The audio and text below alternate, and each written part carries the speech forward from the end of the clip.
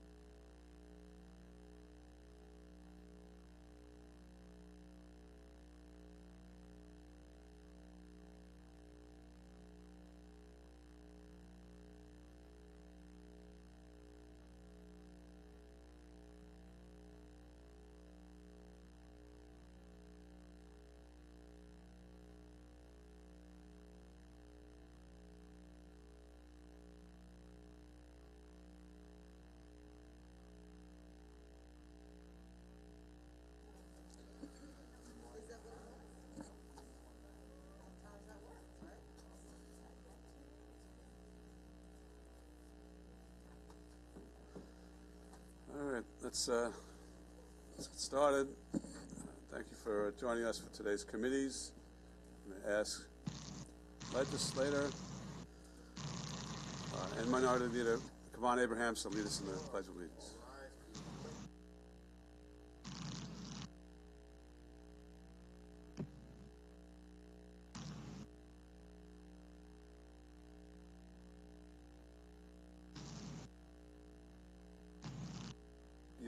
Actually, yes. Please remain standing for a moment of silence for Bob Dole, Senator Bob Dole, who passed away this weekend at the age of 98. He served as Majority Leader in the Senate. Wounded in World War II, so he's really a great American, as well as Joe Rock, who was a councilman in the town of Hempstead, town attorney for many years, and the father of Assemblyman Ed Rock.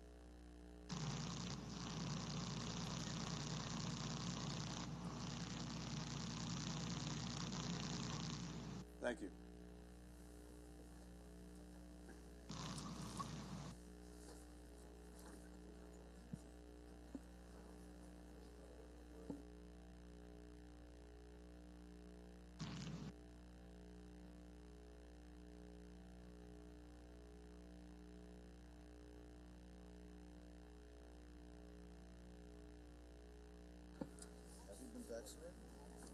I don't.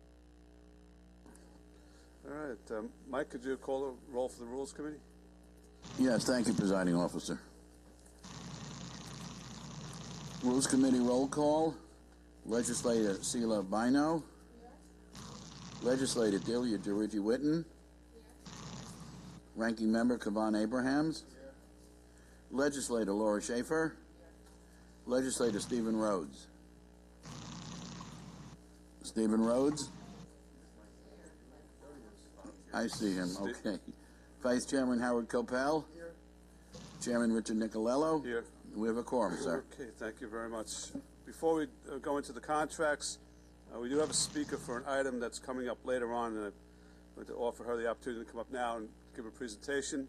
It's Charlene Thompson from the Village of Hempstead Community Development Agency, who will be speaking about item number 392, 2021.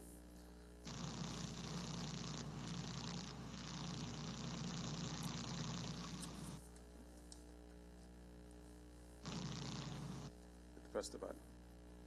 Good afternoon, Chairman. Thank you. Legislators. Again, my name is Charlene Thompson. I am Commissioner for the Incorporated Village of Hempstead's Community Development Agency, and I'm appearing to speak regarding item number 392-21, in which the county is looking to transfer a parcel which street address is 120 Terrace Avenue.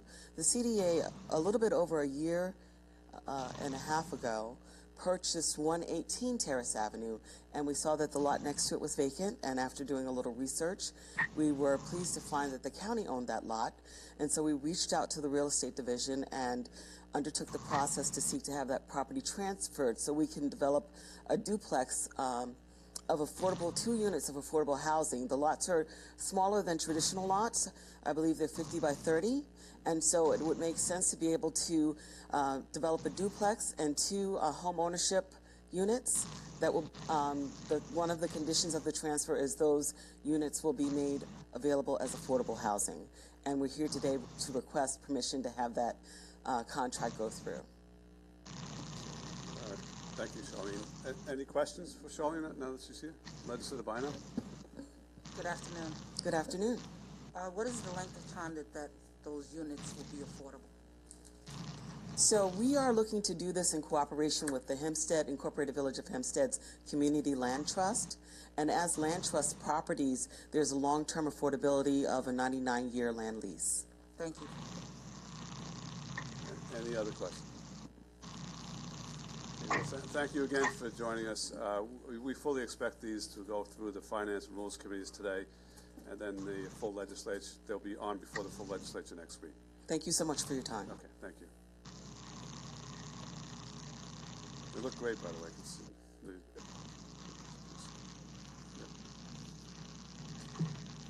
First contracts we have are with the Parks Department. Start with A59 of 2021.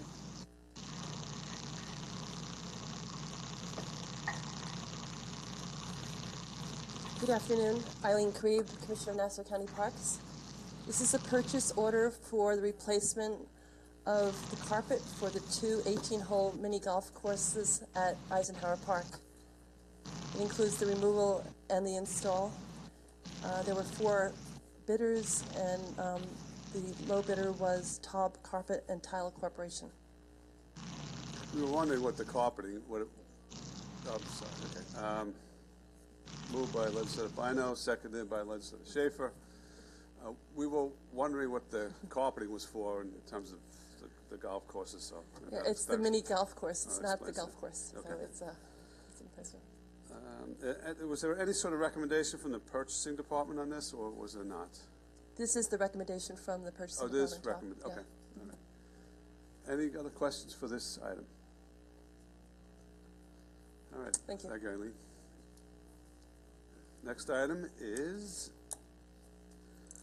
actually, I neglected to do something which will streamline this entire process, which is to call all of these items together at once and then start considering them.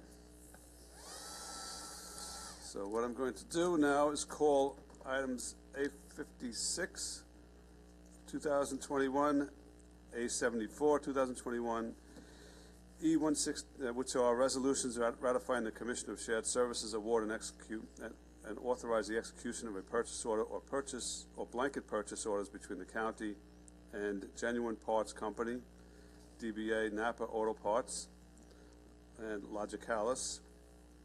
E166, E169, E170, E171, E172, E173, E174, E175, E176, E179, E180, E181, E183, E184, E185, E186, E187. These are resolutions authorizing the county executive to execute personal services agreements or amendments to personal services agreements between the county and M&J Engineering, Gannett Fleming, Lyro Engineers, Smith and Drake Realty Corp., Armand Corporation, Jacobs Project Management, Universal Testing and Inspection Services, AECOM USA, Baldwin Business Systems, KLD Engineering, Museum of American Armor, J.C. Broderick, Berkman Hennick, and Davis Vision. Need a motion and second on all of those. Moved by Deputy Presiding Officer Copel, seconded by Minority Leader Abrahams. The other 3 that we need to untable, which will be E130, E136, and E151. Those are agreements, personal services agreements between the county and Lyro, Tetra Tech, and Cameron Engineering. So I need a motion to untable. Moved by Deputy Presiding Officer Copel, seconded by Legislator Schaefer. All right, now all those items are before us. We'll jump back in. Correct. On the motion on table, all in favor of untabling signify by saying aye. Those opposed? Okay, those are untabled and before us. All right, now let's go again to Parks Department with E183 of 2021. It's an agreement with the Museum of American Armor.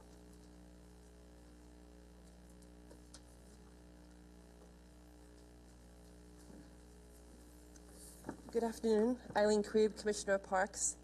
This is an amendment to an existing contract with the American Army Museum.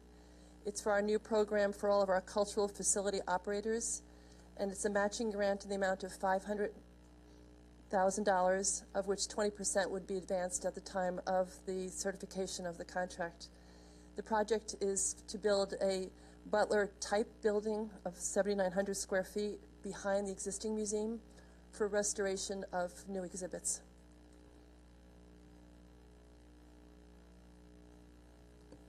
Any questions for Eileen? Also, I have to recognize Gary Louie, who is the director with us. Yes, I was just going to ask Gary if you wanted to come up and say a few words.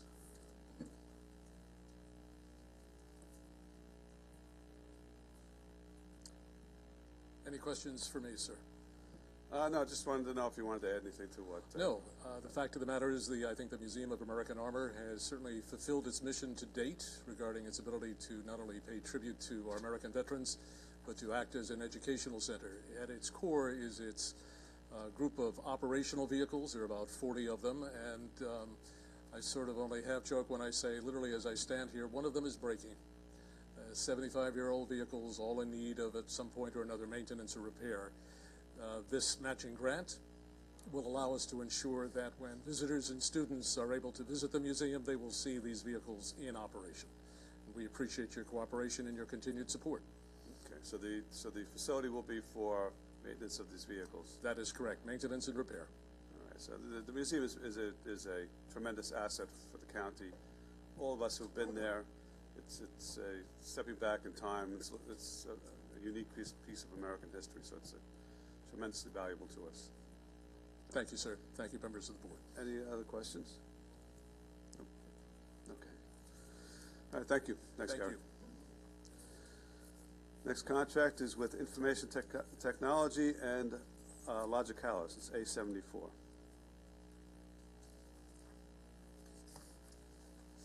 Good afternoon. Joe Jacovino, Deputy Commissioner, Information Technology. A74 2021. This is to purchase an Optica ZVT virtual tape solution from Logicalis, Inc. The total cost is $220,475 for the equipment and 5 years of hardware and software maintenance.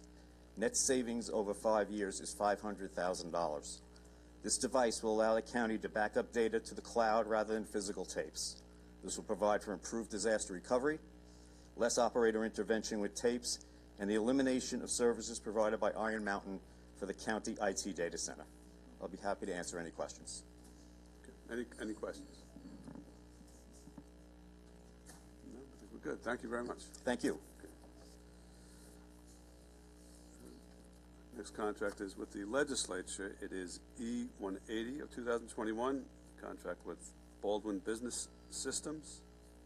I guess since it's a legislative item, I'll say a few words. It's a contract with a vendor to provide mail sorting and other mail-related services for the Nassau County Legislature.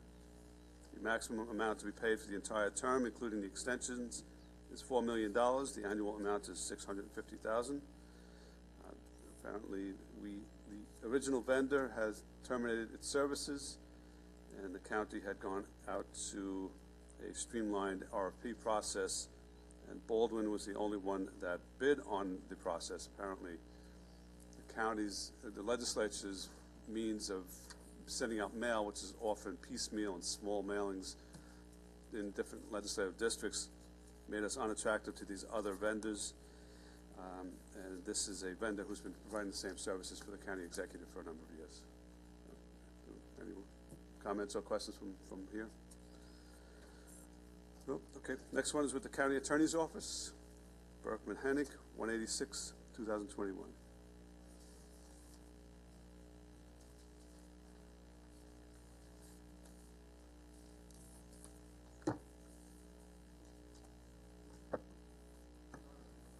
Good afternoon, legislators. Brian Lieber from the County Attorney's Office.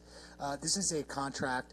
It's actually an amendment to a contract with the law firm of Berkman Hennig for the litigation known as Dennis Powers. This litigation is ongoing. The contract was to completion, so the term is not expired. This is to add, I believe it total is 184, but this amendment actually adds about 60,000, so it comes to 184 total. There's a very, very small retro amount of a few $1,000s, but that's about it. Any questions? Happy to answer the same. Sure. Any questions? No, I think we're good. Thank you, Brian. Thank you. Have a great day. Next contract is with Human Resources, E187, Davis Vision, Inc.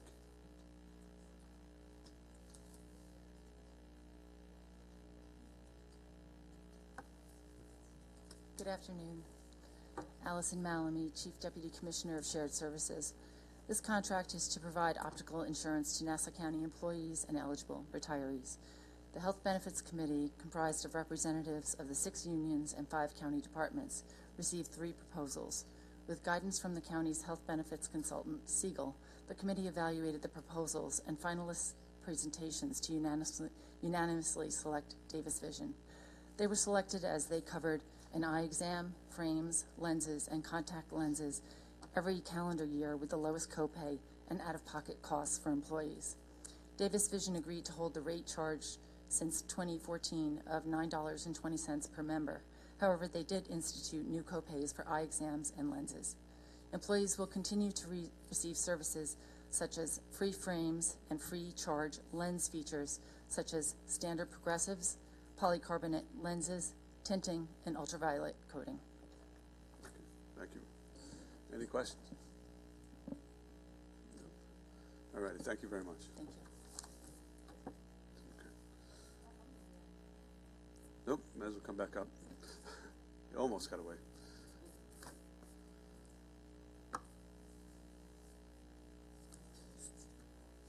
Good day. So are you stating that the co-pays have not changed? No, the copay did change. We never had a copay before. Right. So now we have copays. Every proposer proposed copays, and Davis Vision was the lowest. Okay, thank you. Thank you. Legislator Schaefer. I just have a quick question. Is Davis Vision and VisionWorks, are they the same company or two different entities? They're the same company. They are the same. Okay, thank you. All right, thanks again. All right, our next contracts are with the Department of Public Works. First one would be A56 of 2021 with Genuine Parts Company, DBA, Napa Auto Parts.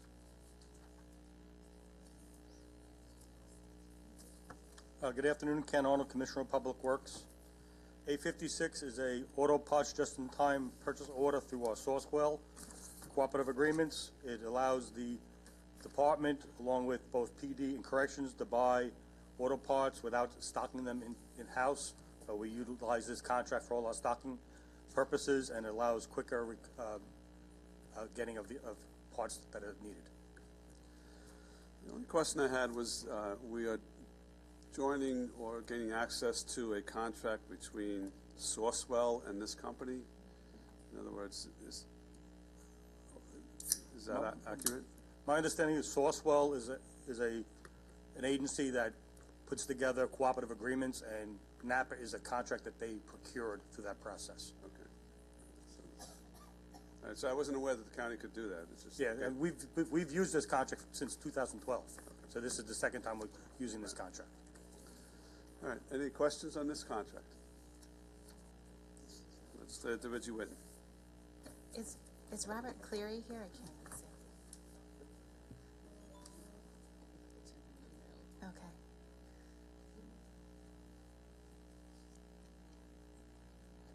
Hi, Robert. Thank you. We just had a question as to whether or not the county can basically rely on procurement that was done by a non-governmental agency. Well, for the record, Robert Cleary, Chief Procurement and Compliance Officer. Sourcewell is a governmental entity. It is a creation of the state of Minnesota. Okay, great. Thank you for your clarification. Okay, any other questions? Next is E166 with M&J Engineering. So E166 is an item to amend the current construction management services contract associated with our signal communications expansion, Phase 2. This is an amendment for additional funding and a 12-month extension. M&J is an MBE contractor. Okay. Any questions on M&J? All right, E169, Gannett Fleming. E169 is a contract to amend design services for pump station mitigation for 4 locations. This is a retroactive contract, and the extension is to the end of this year. Additional $40,000 was required to make the contract a whole, then finish all work. Is this, I think from the backup, it indicates that the repairs and replacements were resulting from Hurricane Sandy, Superstorm Sandy, or is this more recent? This is a Superstorm Sandy project, 3P311, yes. It's still going on after 9 years? Yes. Okay. Why would it take that long? We had I mean, this job, I think, got into construction a number of years ago. This job is probably finished by now. We're just closing it out. Okay. But there are still Sandy projects that are ongoing. We had to phase work. We just can't disrupt everything at the same time. Right. So we had to phase our work as we went through it. Okay. Any other questions? E-170 with Lyro. E-170 is a contract amendment, again, for design services related to the Grand Avenue Complete Streets project. This is a retroactive contract also. We're amending the contract to match up with the length of construction. This job is only going into construction now. And we're also adding $100,000 to cover cost increases associated with some extra work we added. And because of actually not for extra work, I take that back. It wasn't extra work. The design fee was based upon percent of construction. And the percent of construction came in higher than we anticipated. So this is to equate that fee. Okay. Could you go give me that again? Percent of construction came in higher than projected? Well, the construction cost came in higher, and there was tied to design was percent of construction. Right. We were able to get additional funding from the state for the construction increase. That's what delayed the start of the project, but their fee was associated with that. Okay, so the construction costs went up, their fee went up. Yep. All right, but you were able to get additional funding. Yes. Right. Any other questions? The next one, 171, is with Smith and Drake Realty Corp. Why don't we consider 171 and 179 together, or why don't you give us the presentation on both? Kevin Walsh will give the presentations on those. Okay.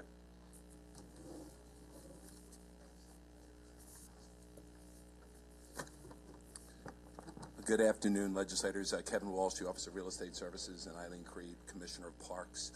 These are two property management services contracts for renewal, and one of them, the 171-21, for the Mitchell Field residential housing unit, is also an amendment. These are property management services performed by Smith and Drake Realty, doing business as Smith and Grode Real Estate. The contracts expire at the end of this calendar year, and these amendments will also extend them for 3 years through 2024. Approximately for the Mitchell Field units, there's 60 units of housing, 42 veterans housing units, and 18 active military families, and for Landmarks, I believe about 64 units. As you're probably aware, the Mitchell Field units project right now is also part of a lead remediation project. Families are being moved into units that have been treated while other units are being renovated and remediated for lead paint. So that required additional services to be provided as these families will be relocated and... Correct. These are services beyond the original. They were contemplated that all property management be done by Smith and DeGrode, but the amount of services, the ancillary services, because of the moving, especially because most of these units are occupied by families with children, so moving them, especially during the school year, it's a lot extra moving and services being provided by Smith and DeGrode. Okay.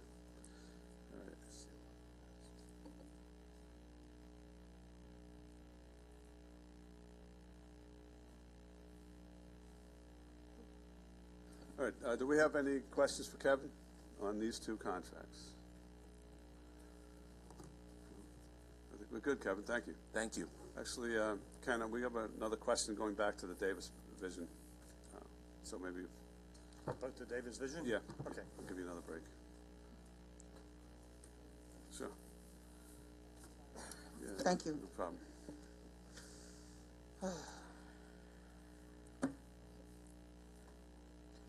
Hi. So I see here also with the eyeglass frames, prior or in this current year, so I suggest any county employee who hasn't received glasses yet that they run out and get them.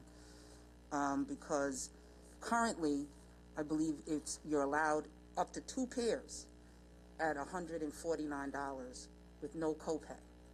Now what you've negotiated for us is eyeglass frames are $50. You only get $50 allowance toward the frame, and then 20% off the balance of the frame. No, there's still, Davis Vision still has their own collection of, I think, around 200 frames that are still free, available to anyone. Okay, that are but free. this schematic you gave us does not indicate that. Okay. So if you could just, again, present that for the record, and Yes. do you have the threshold amount for each pair of glasses that you're entitled to? Davis Vision has their own collection, you said, Yes. and it's that collection that we can get the free pair from. There's a threshold on that.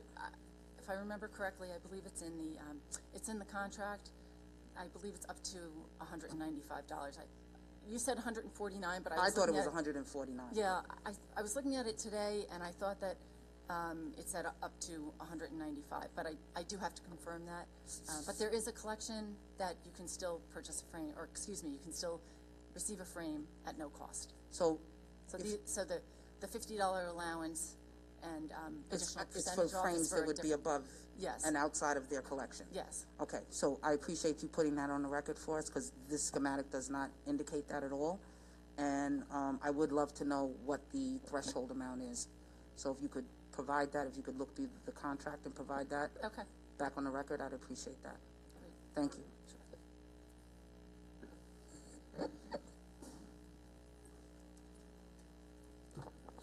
Next batch of contracts, actually, 172, 173, 174, and 176, all relate to capital project management. Yes. On-call services. So why don't you just cover those four at the same time? Sure. So these four contracts will assist the department in various capital project program management items that we require. They include grant preparation, pavement management, bridge assessments, surety, and also vendor certifications. We selected four firms. We selected 6 firms. You have 4 in front of you today. There's 2 firms that we're still working through some background paperwork. Armand is a WBE of one of the firms. These firms also, we currently use PM services. We would typically bid separate contracts, so this will replace us bidding separate contracts moving forward, and we'll do mini bids through our on-calls.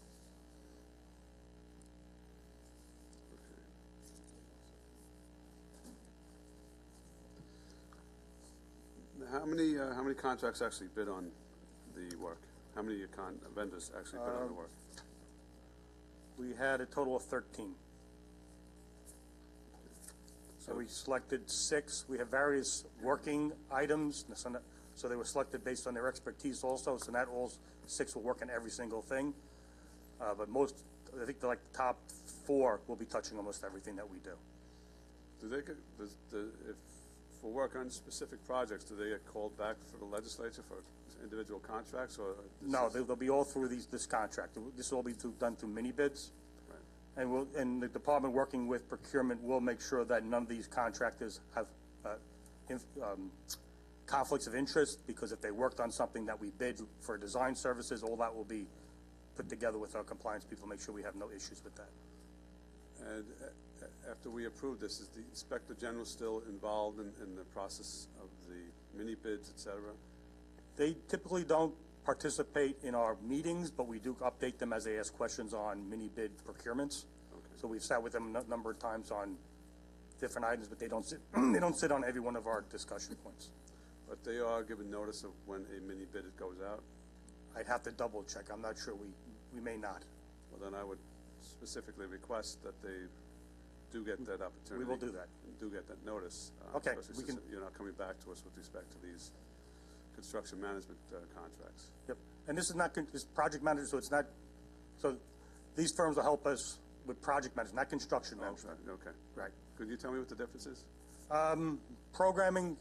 I see we have currently at Cedar Creek and Glen Cove, we have a project manager on board now. Helps us manage, 30 different projects with our staff, finances, scheduling, putting out certain types of paperwork that we require. I see this working very well with our infrastructure money that we're going to receive. Working with New York State, there'll be a lot of reporting requirements beyond what I currently do.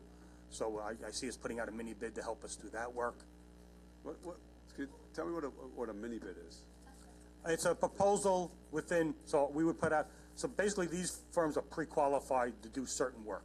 Right. So if we're looking to hire somebody to do that type of work, we would not advertise to the world, we would just give it to the 6 firms that are listed or 4 firms depending on their qualifications in this process that we did. Okay. It just helps us speed up the whole process. Any questions? So, Legislator Richie Whitt. Is there like a monetary limit to the mini bid?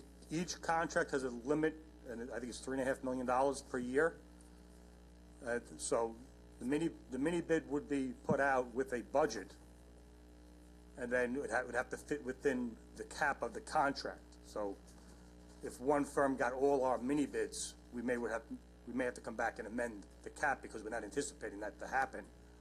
But the cap of the contract is $3.5 per year because of the work that we plan on putting out or have put out in the past. Okay, so as it stands today, these 6 that you've selected are each going to get an allocation of $3.5 million. They'll have capacity of $3.5 million that they'll compete for proposals for individual projects.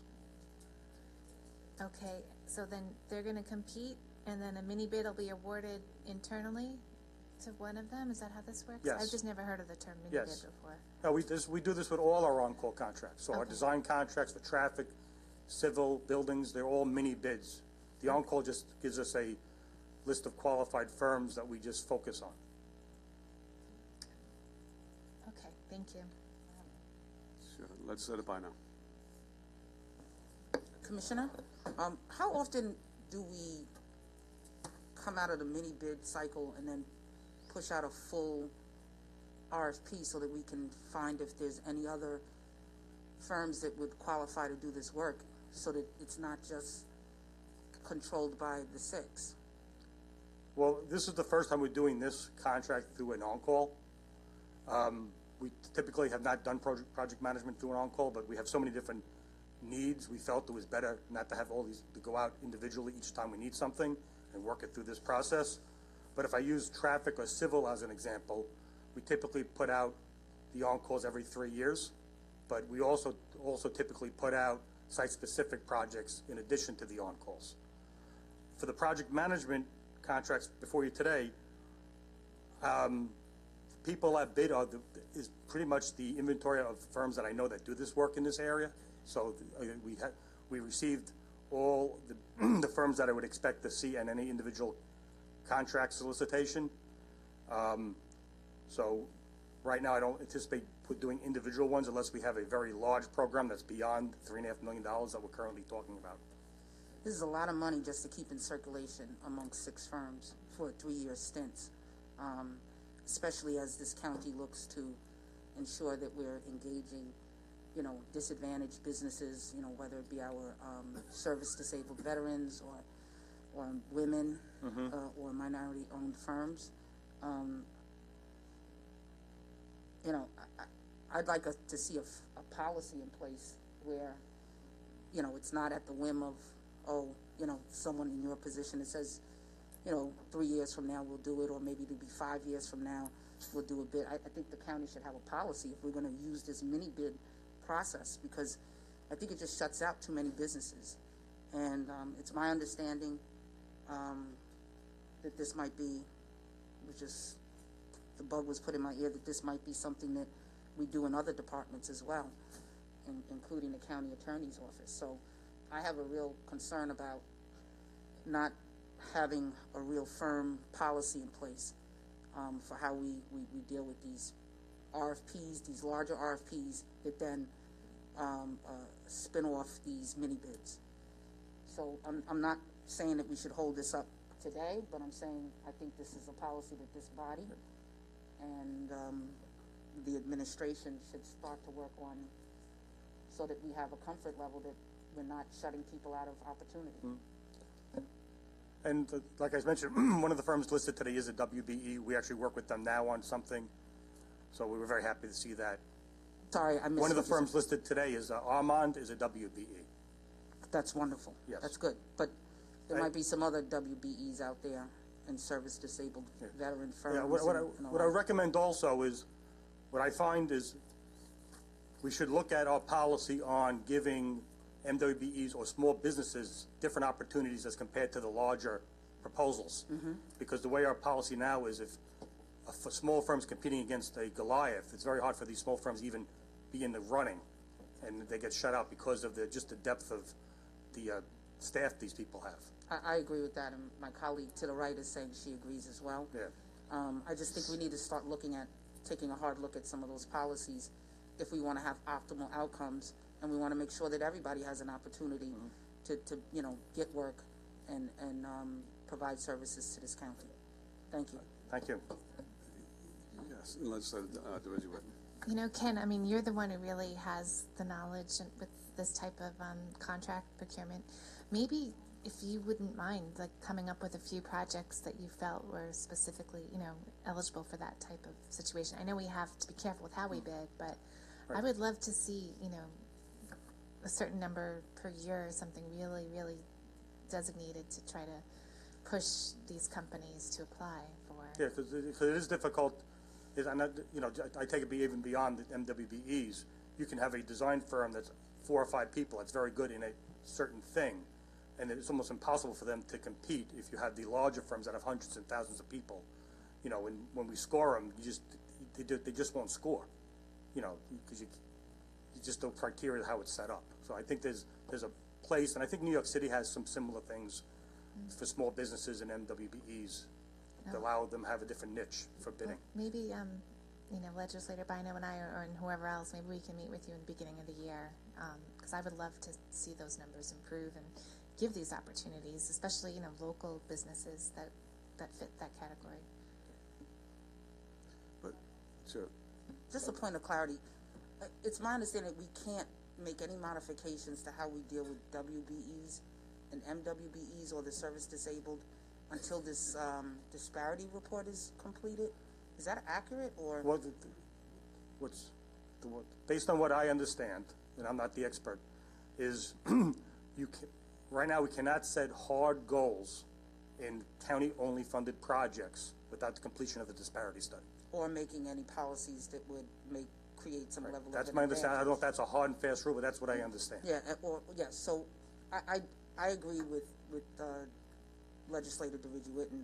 Maybe a working group or something that can come together on those 2 issues, because I identify them as being 2 separate issues. The one with the RFP with these mini bids that get only circulated amongst 6 businesses for like a 3-year period. And understanding and creating some level of policy on and understanding how we can move forward, and then, getting a firmer understanding as to what we can do in the immediate without a disparity study completed. Yeah. And actually, what's very interesting to connect the dots, these firms could be brought on to help us if we need technical assistance. This is one of their tasks, is this type of work. It's the oddball technical task that's not purely a design contract. So if we needed data sets put together or something beyond with the diversity study, that's a separate entity, but it's something else we needed to show something, i.e. say you wanted project-specific goals for a contract. That's another way of doing it, but you need to do some homework on that first. These contracts could be utilized to help us with that endeavor. Thank you, Commissioner. Could you describe how this would save time or resources by doing it this way? These contracts? Well, currently, my in-house staff does not have the ability or the expertise in some areas of finance, management, scheduling, and my people I keep them specific on putting projects through the process, and sometimes we can't do the detailed scheduling or planning on a larger scale because we just don't have the bodies to do it or the expertise in the systems that we need to do it in. And this will give us the ability to do some of those things. I think my questions could have been clearer. I think what I'm looking for is, why is this more advantageous than having each one of these bid separately per project? When we looked at the world of project management companies, we felt we weren't going to, first of all, when we put out project-specific management contracts, we had very low participation. So when we did the the Bay Park, for an example, PMJV, I think we had 2 people bid on that. We actually did put out the bid, one for Glen Cove and Cedar Creek, and we only had 1 bidder. So, and I think when we did the Sandy project manager back in the day, I think we may have had maybe 3. So we weren't getting participation was a problem. So we felt if we had a more encompassing catch-all, what would happen? And we had 13 firms, so we actually had much more participation than we saw in any individual one thing. And part of the reason I think that happened is firms were afraid of getting a PM contract and then being boxed out of future work. And we set this up so we have a lot of leeway in making sure that we don't do that to any one firm. So firms could, you know, if you want to get involved in traffic project management and you're a wastewater company, on design side, you're not going to have this conflict. Are any other municipalities that do this, retain project managers in this way? I know the college does. The college has a project manager that assists them. Okay. I think Oyster Bay probably does. I mean, they may not call it the same thing, but they have these technical resources that solve, you know, larger issues than just the design or construction of a contract. Now, when these contracts come to us, there's disclosures that are required, you know, and information is obtained about past history, if they have violations, et cetera. Is there a means by which the Department of Public Works is going to be monitoring that? So in other words, if we approve this today, 2 years from now, you have a vendor who has an ongoing issue with the city of New York that's going to raise red flags. How are you going to keep track of their history? It's no different than any of our other contracts that go for multiple years. The vendors are required, if they have a change in their status, to notify us. And we've had that come up in the past where we had a vendor have an issue with the city and notified us, and then we went to procurement and compliance and had appropriate actions. And so it worked the same way, that if something comes up, and I think the vendors have to update their disclosures every so many months in addition. And most of these vendors we do so much business with, there's no really outlier here. These people come up over and over again, like Lero or Jacobs. So we watch it through that process. I agree with Legislator Bino that I think we need policy and procedures in place with respect to the mini-bid process. Okay. The IAG did do a review of our civil mini-bid process, and it was a favorable report I can share with you also. Okay. So I think we'll probably want to look at that again. Yep. These are long contracts, a lot of money. Yeah. So. Anyone else have any questions? Okay. We'll move on. Next one is E-175 with universal testing. Okay. So E-175 is a contract for materials testing services that the department utilizes for both capital and permit work. We had 8 proposals received. Universal testing was ranked #1 technically. And the contract is for a 2-year term with the ability to extend initial 2 years, and the cap for the life of the contract is $1 million. Okay. So this contract supplements our in-house people. There's certain testing that we don't do in-house. Any questions? E-181, KLD. Yep, E-181 is a contract for on-call traffic design and construction management services. Based on the amount of work, we're adding additional firms to our list of firms we can go select, do mini bids to.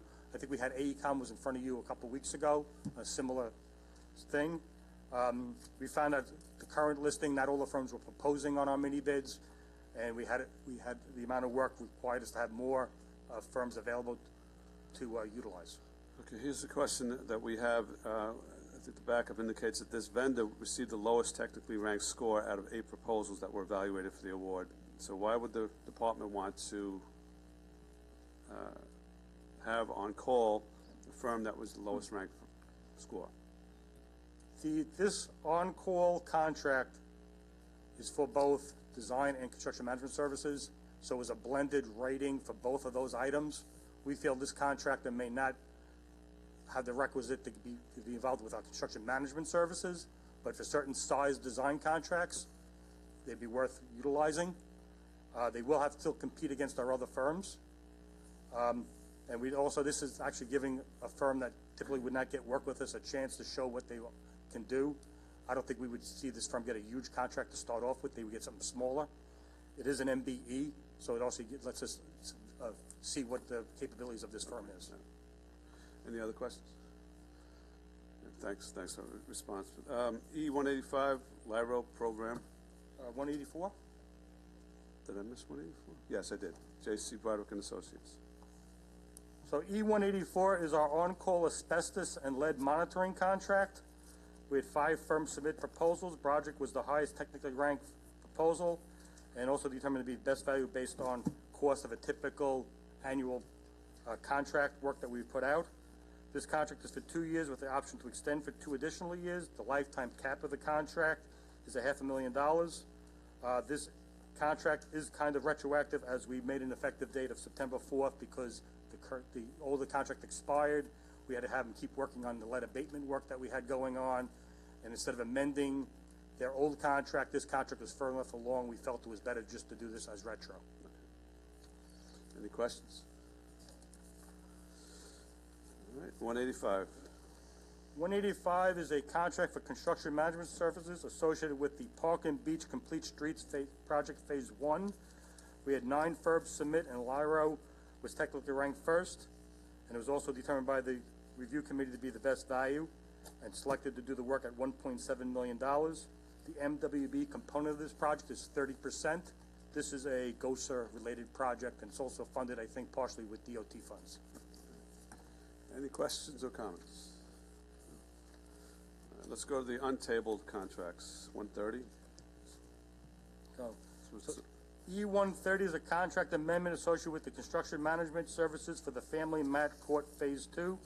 This extension is for 2 years. It's required to due to various delays in the project, including the Phase 1 delay and going into default, and also there's COVID delays on material delivery that we're anticipating and actually have seen so far. There's additional $1 million required for the delays, and also we're activating the commissioning work that was not part of the original contract. Where is the project? How far along are we? Right now, we're working on that because it's a moving target with delays because we're still finding out materials we cannot get in time. Right now, we feel we're like 9 months behind schedule, so we're working through that as we speak. I think in the new year, I'm going to owe you guys a report on where this project is because there's a lot of moving parts. Okay. So with the delays, what do you have, as if we sit here today, do you have a projected date, completion date? The IG report, I think, spoke to it. I think it's in 2023. I think we're 9 months past the April 22 date that we anticipate. Was it April? No, it wasn't April. I'm sorry. September of 22 was our original completion date, so we're 9 months past that right now. So we have to work with both the contractor and our team. What can we make up based on delays? What can't we make up? And wrap our heads around where we're going to end up with the completion. Are the supply issues affecting county projects? Yes. That we see going off? Yeah, especially electronics is a big issue and mechanical systems. So you're seeing that, especially in those 2 areas? Yes. A lot of the traffic signal equipment, I've talked to many of your staffs about, speed awareness devices, the most simple device. I can't get a circuit board. It delays things a couple of weeks. Any other questions on 130? 136? 136 is another one of our debris monitoring contracts. We had selected, we had 4 firms submit. We had selected 3 of them. 2 you already approved. This is the last of the firms that we want to have on available to us for a mini bid if we have an emergency and require monitoring services. Sure, Legislator DeRiggi. So is mini bid kind of like replacing the on-call term? It's on-call, any on-call contract, we have to put out mini bids to select a firm. So an on-call contract, basically we're pre-qualifying companies to do certain types of work. And then we get proposals from those companies on every individual task. Right. And so the mini bid is? The mini bid is that process. That's just the term that we use to call that process. Okay. Because I don't know why, I just don't recall the term mini bid. So like a lot of our road work is done, when we talk task orders to you all, that means we're putting out a mini bid for a task.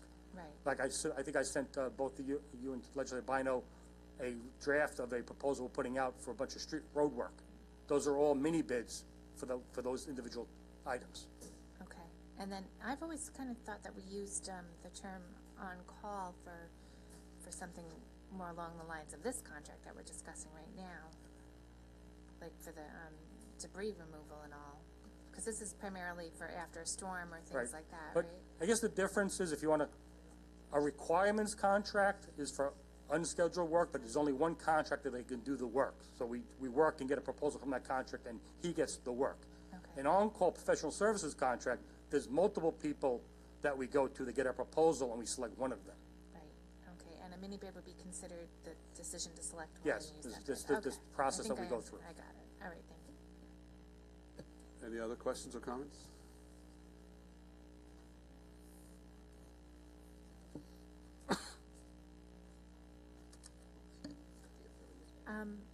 I know that this was discussed, and I believe the Inspector General said she was okay with it at this point, but Ken, do you feel comfortable with any of the questions that arose regarding the California issue with this company?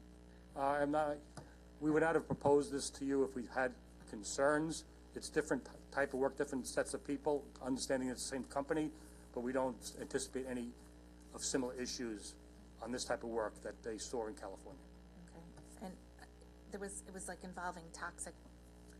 Yeah, it was lab reporting, and if we were hiring this firm to do similar work, I'd have a different take on it. So they But this won't is be- monitoring of debris and tracking of materials, and these people will be working hand in hand with my county folk doing the same work. I mean, their supplement, these firms, if it's for a Sandy type of event where we have so much things to do, they're supplementing county staff. County staff does this otherwise, so they're working hand in hand.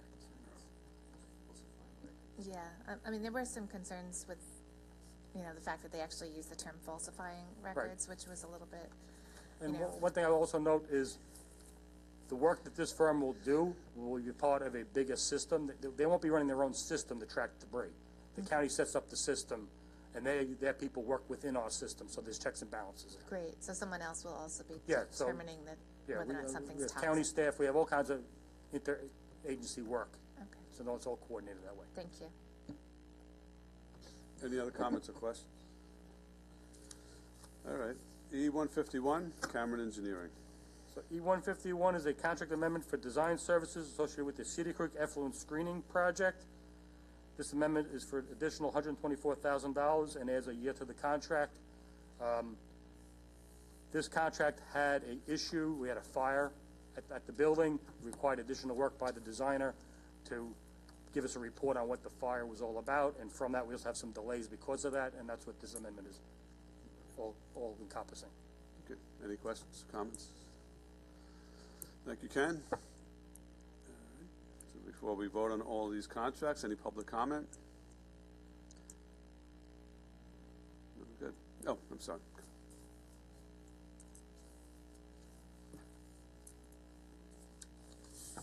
Hello. I just wanted to get back to you on your question.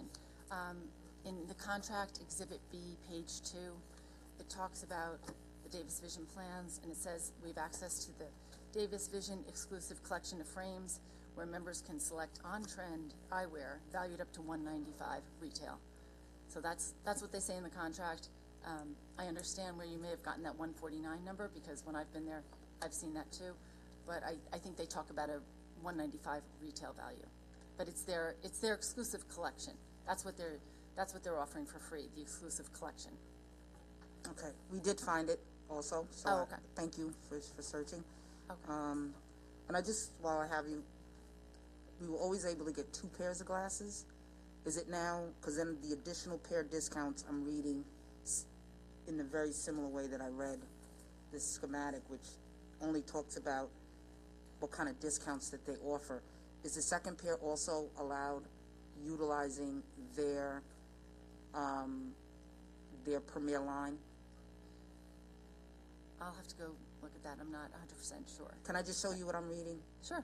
Maybe that's easier, because I know we want to move these forward. Okay. Thank you.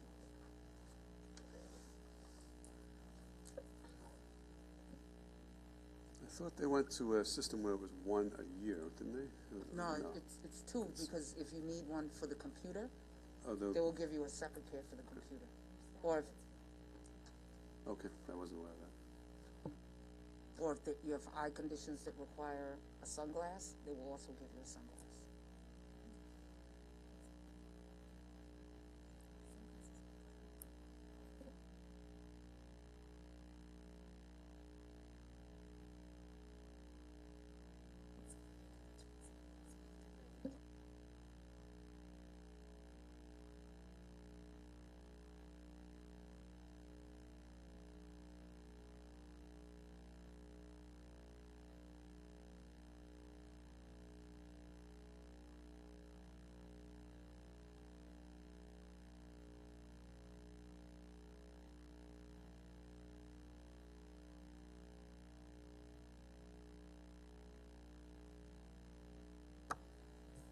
Could you please repeat the question? I think I've got the answer to that. Okay, because they served to try and answer the question, and then it led me to read something else, and it started some other trouble, right? So the question is, can you get a second pair of glasses, or the second frame, free as we concurrently receive under the benefits? According to their proposal, it says that you do get 50% off an additional pair, but it doesn't refer to the exclusive collection there. So it says 50% off an additional pair of eyeglasses and sunglasses at VisionWorks, and 30% off at other participating providers. Yeah, so currently you can get 2 pair. And Katie, are you offering new information?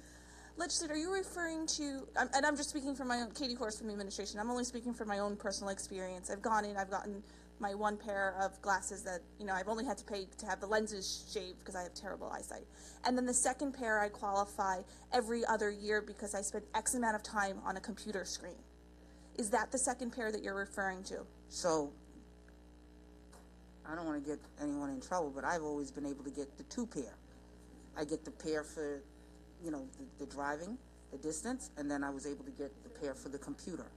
Every single year, I get 2 pair of glasses. I just left there, I think last Thursday. I think you get a good deal then.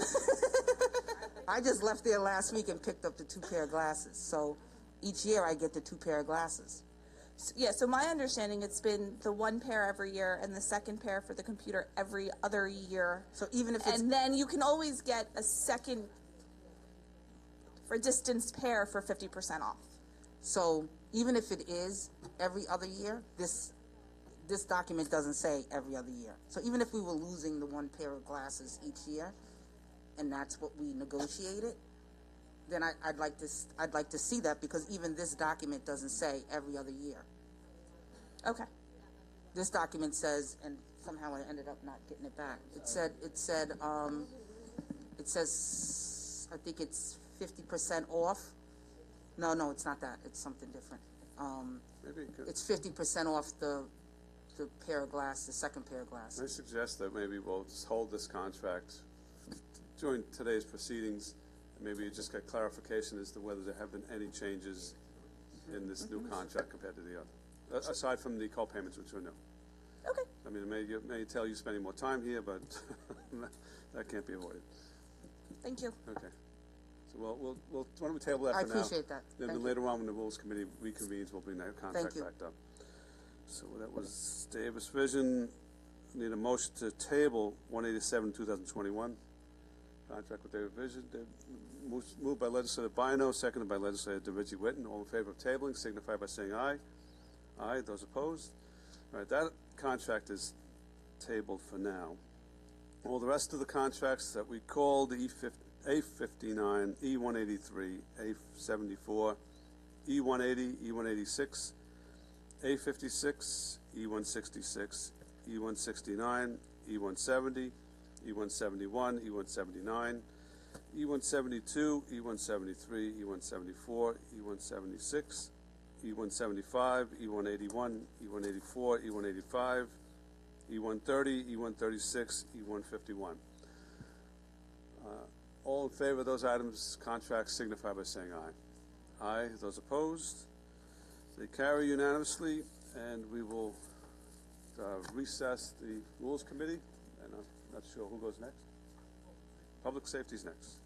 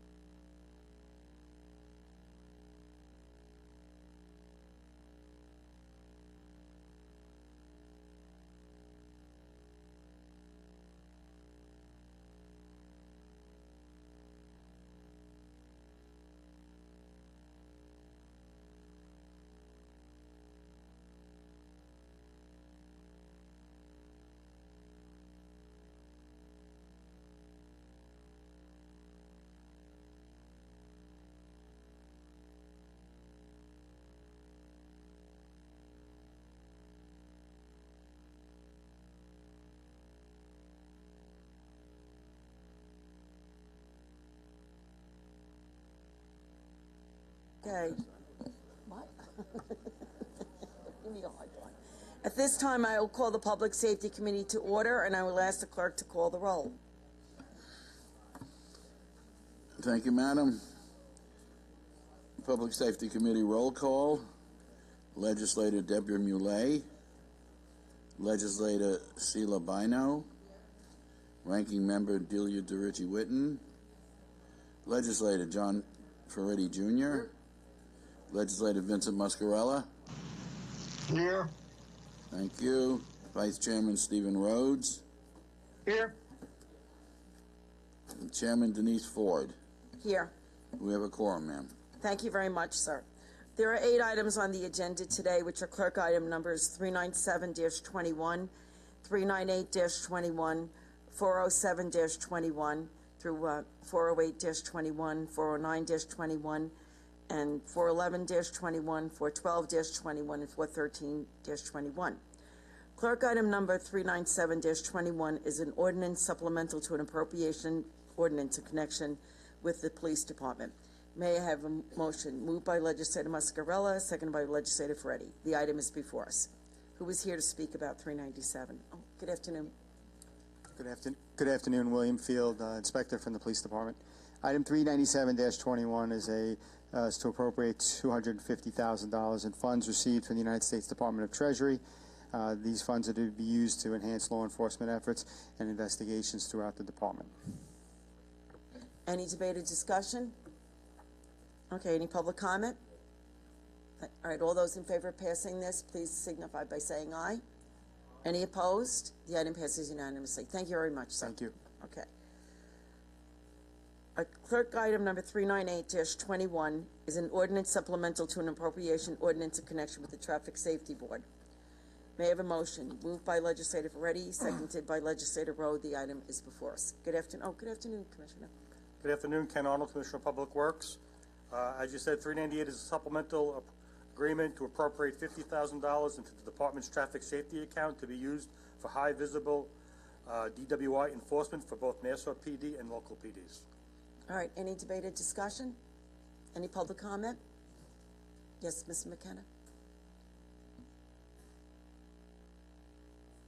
Good afternoon, Kevin McKenna.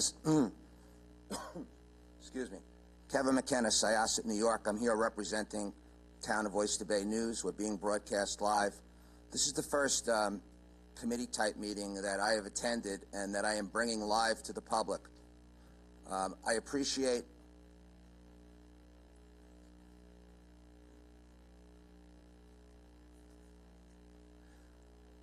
Ms. Ford, I appreciate you speaking into the microphone. I respectfully request that when others speak, if you would please speak into the microphone because it's very difficult to hear out here. And I also want to go on record once again that you do not have a sign language interpreter here present. That has been requested numerous times by members of the public. It is possibly a violation of law. And the question that I have for you, since I haven't attended these meetings, is you seem to be in a rush. You seem to be rushing through the different items. And my question is there a way for us, the public, to have read about what it is that you are voting on right now before this meeting? Is that available prior to the meeting? Well, this is posted. You know, I think it's on the website. Yeah. I'm sorry, I can't hear you. It's on the Nassau County website. We have to post the meetings. I know you post the number, but is there detail so that the layman can understand what it is that you're voting on?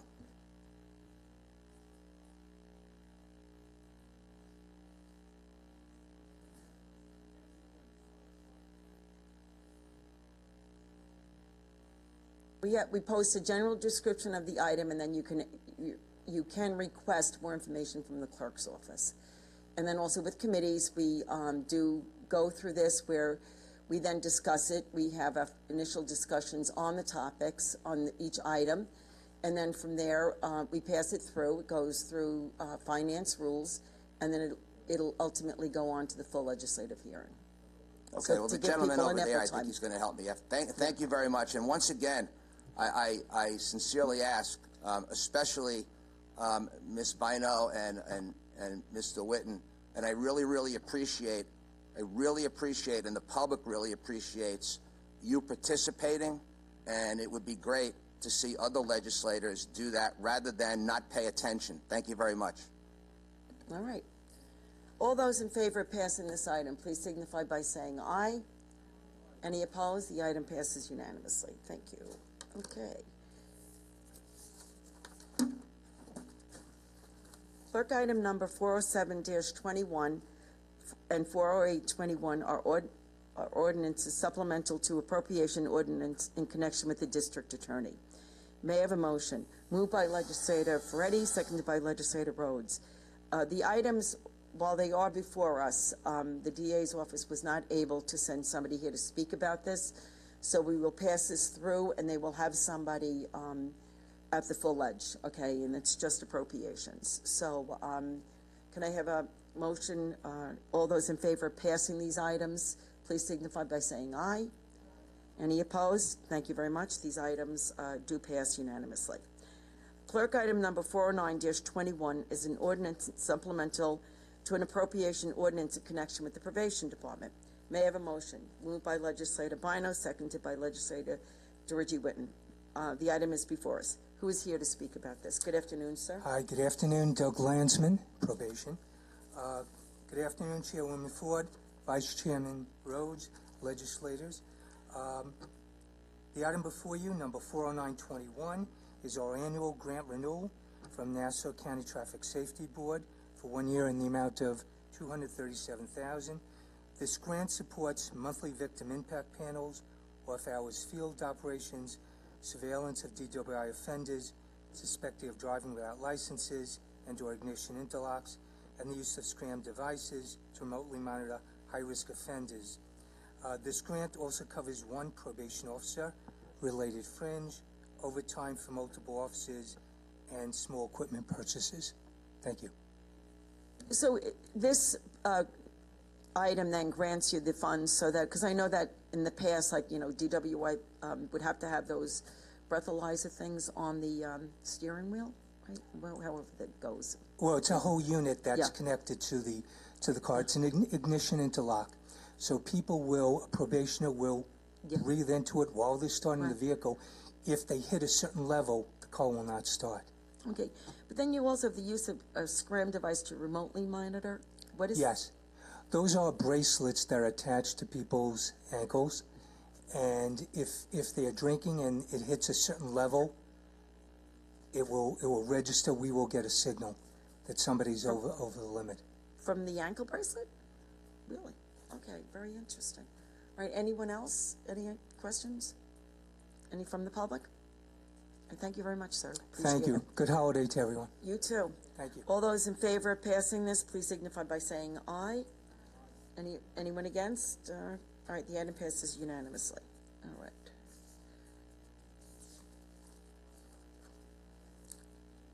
I'm sorry about that. Just hold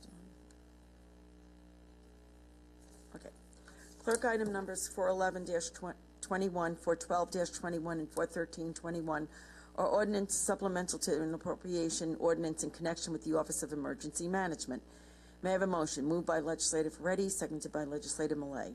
The items are before us. Good afternoon, sir. Good afternoon. Thomas Delaney, Office of Emergency Management. I'll start with 411-21. This item has 3 supplemental appropriations rolled into it from 3 different grant programs. I'll address each one. The Emergency Management Performance Grant is a Homeland Security grant passed through New York State. It's for $494,000. There is a 50% cost match on that, which we meet through in-kind budgeted salary expenses. We use most of that funding to support salaries at OEM. The next one is the SAFER grant. We were fortunate enough to be awarded a grant from FEMA this year. It's for $785,000. $750,000 of that will go towards tuition reimbursement at Nassau Community College with $35,000 in advertising. There's no cost match on that. And the last one is a statewide interoperable communications grant award, $897,000. That comes from New York City Days. It's funded through our cell phone taxes. That'll be used primarily to help enhance PD's emergency communication systems. Shall I continue to the next item? You might as well go through all 3, and then if they have any questions, they'll pinpoint the one item. The next item, 412-21, is our State Homeland Security Grant Program Award. It's for $1.365 million. There's actually 5 supplemental appropriations in here. OEM keeps some of the money within our own department, but we divvy it up with other departments that are involved in response to terrorism, or could be. In this case, we have Department of Health, ME's office, and Public Works receiving part of this award. And 413-21 is our Urban Area Security Initiative grant. This is for $2.6 million. Again, 5 supplemental appropriations are rolled into this. We take the funding and it is divided amongst law enforcement agencies. That is the Correctional Center, the Fire Marshal's Office, PD, and OEM holds back a certain amount too. Again, this is all related to buying down the risk of terrorism. All right, thank you. Any Legislator Millet? Thank you, Madam Chair. With regards to 411B, I thought I heard you say that there was no match requirement, but in our paperwork it says there's a 50% match requirement.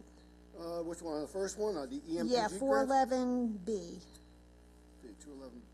411. Oh, right. Okay. I'm not seeing where it says B on here, but it's the. Oh, okay. It's the one for $494,000. No, 785. It's the Oh, one just. 795. No, that's a SAFER grant. There Yeah. is no cost match on that. That's a direct award to us from FEMA. Okay. Madam Chair, does seem to be a discrepancy with our information.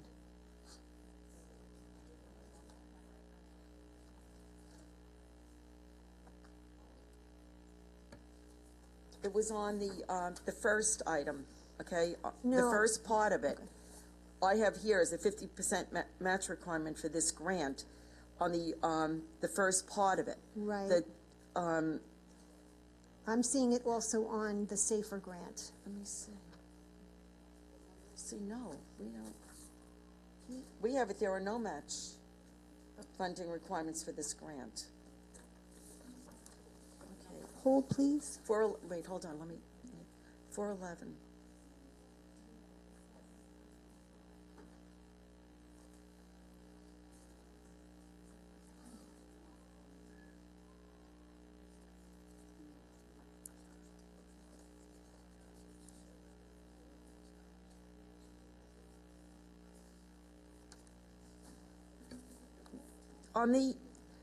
On item 411-21, you have for the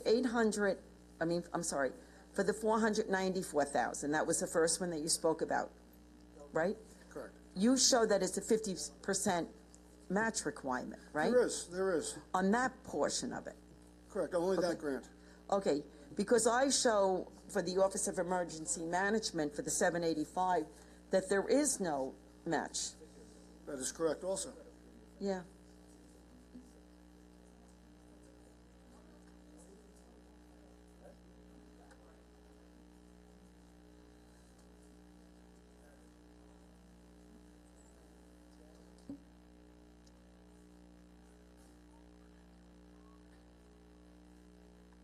There was a mistake in our information, so we're all good.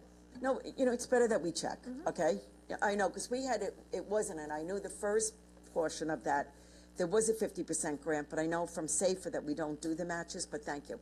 Thanks for having that clarified. Okay. Oh, anyone else? Okay. All right. All those in favor of passing these items, please signify by saying aye. Any opposed? Okay, the items pass unanimously. Thank you very much, sir. Thank you. Okay? You just, okay.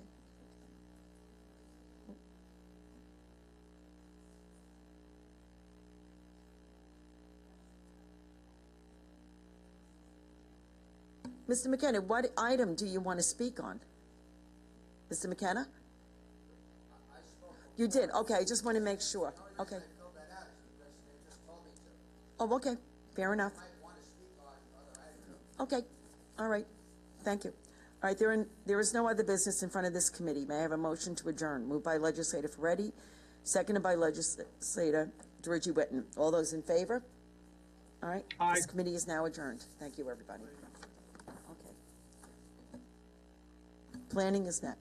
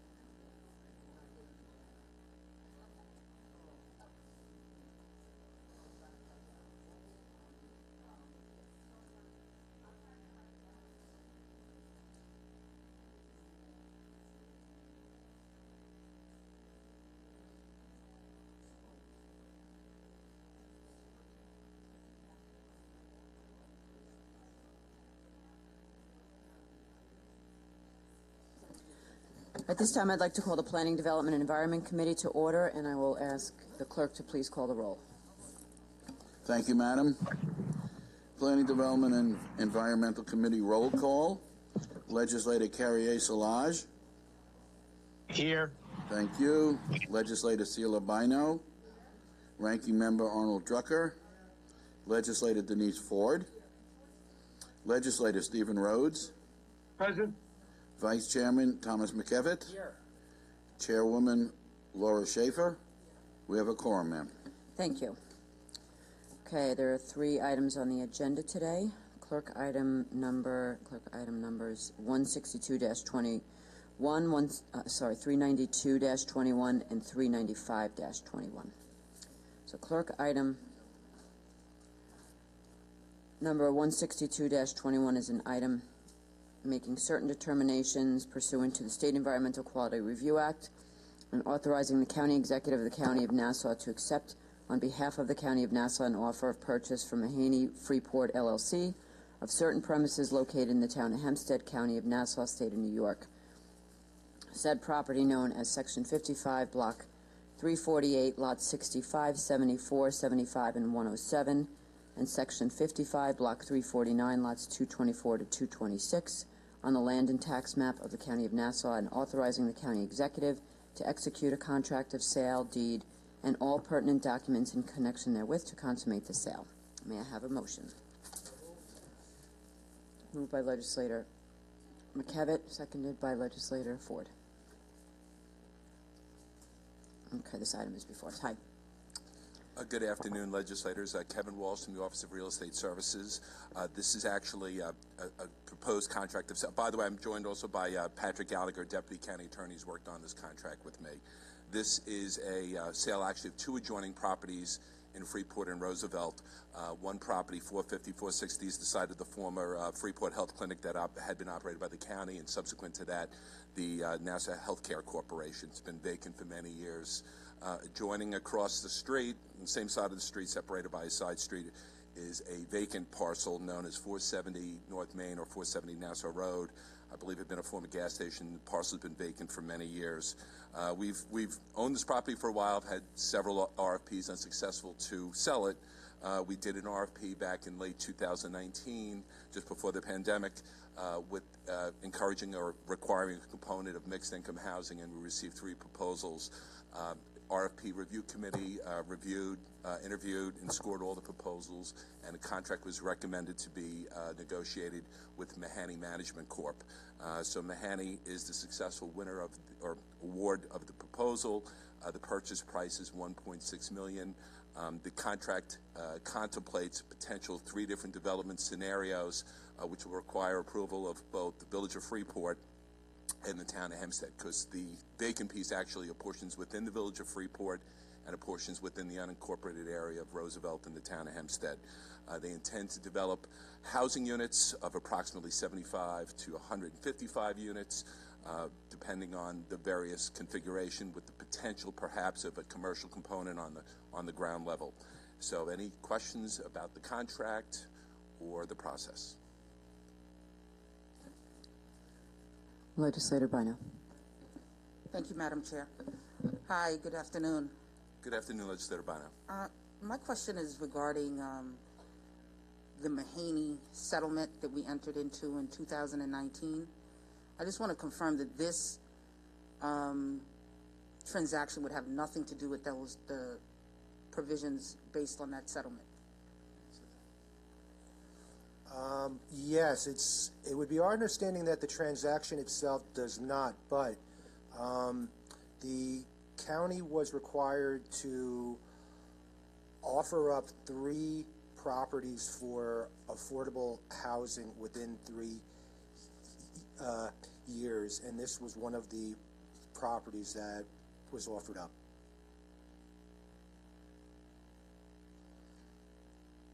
Okay, as I understood it, was $450,000 per year for the next 3 years for the purpose of developing affordable housing. And I further understood that in order to settle this, this this matter further, it would require that there would be housing that would be built in high opportunity areas, and Freeport and Roosevelt wouldn't qualify as a high opportunity area. Legislator, actually joining us also is the executive director from Mahani, who could speak maybe to these questions a little bit, is Mimi Speliotis. Well, I'm interested in understanding the county's position no offense, ma'am. I just want to make sure that the county is not intending for this transaction to have anything to do with that Mahani settlement, and I want to hear from the county directly, not from Mahani. Sorry. It's my understanding that this is a separate transaction than that settlement. Okay, I just want you to put that on the record for me with some confidence that this has nothing to do with it.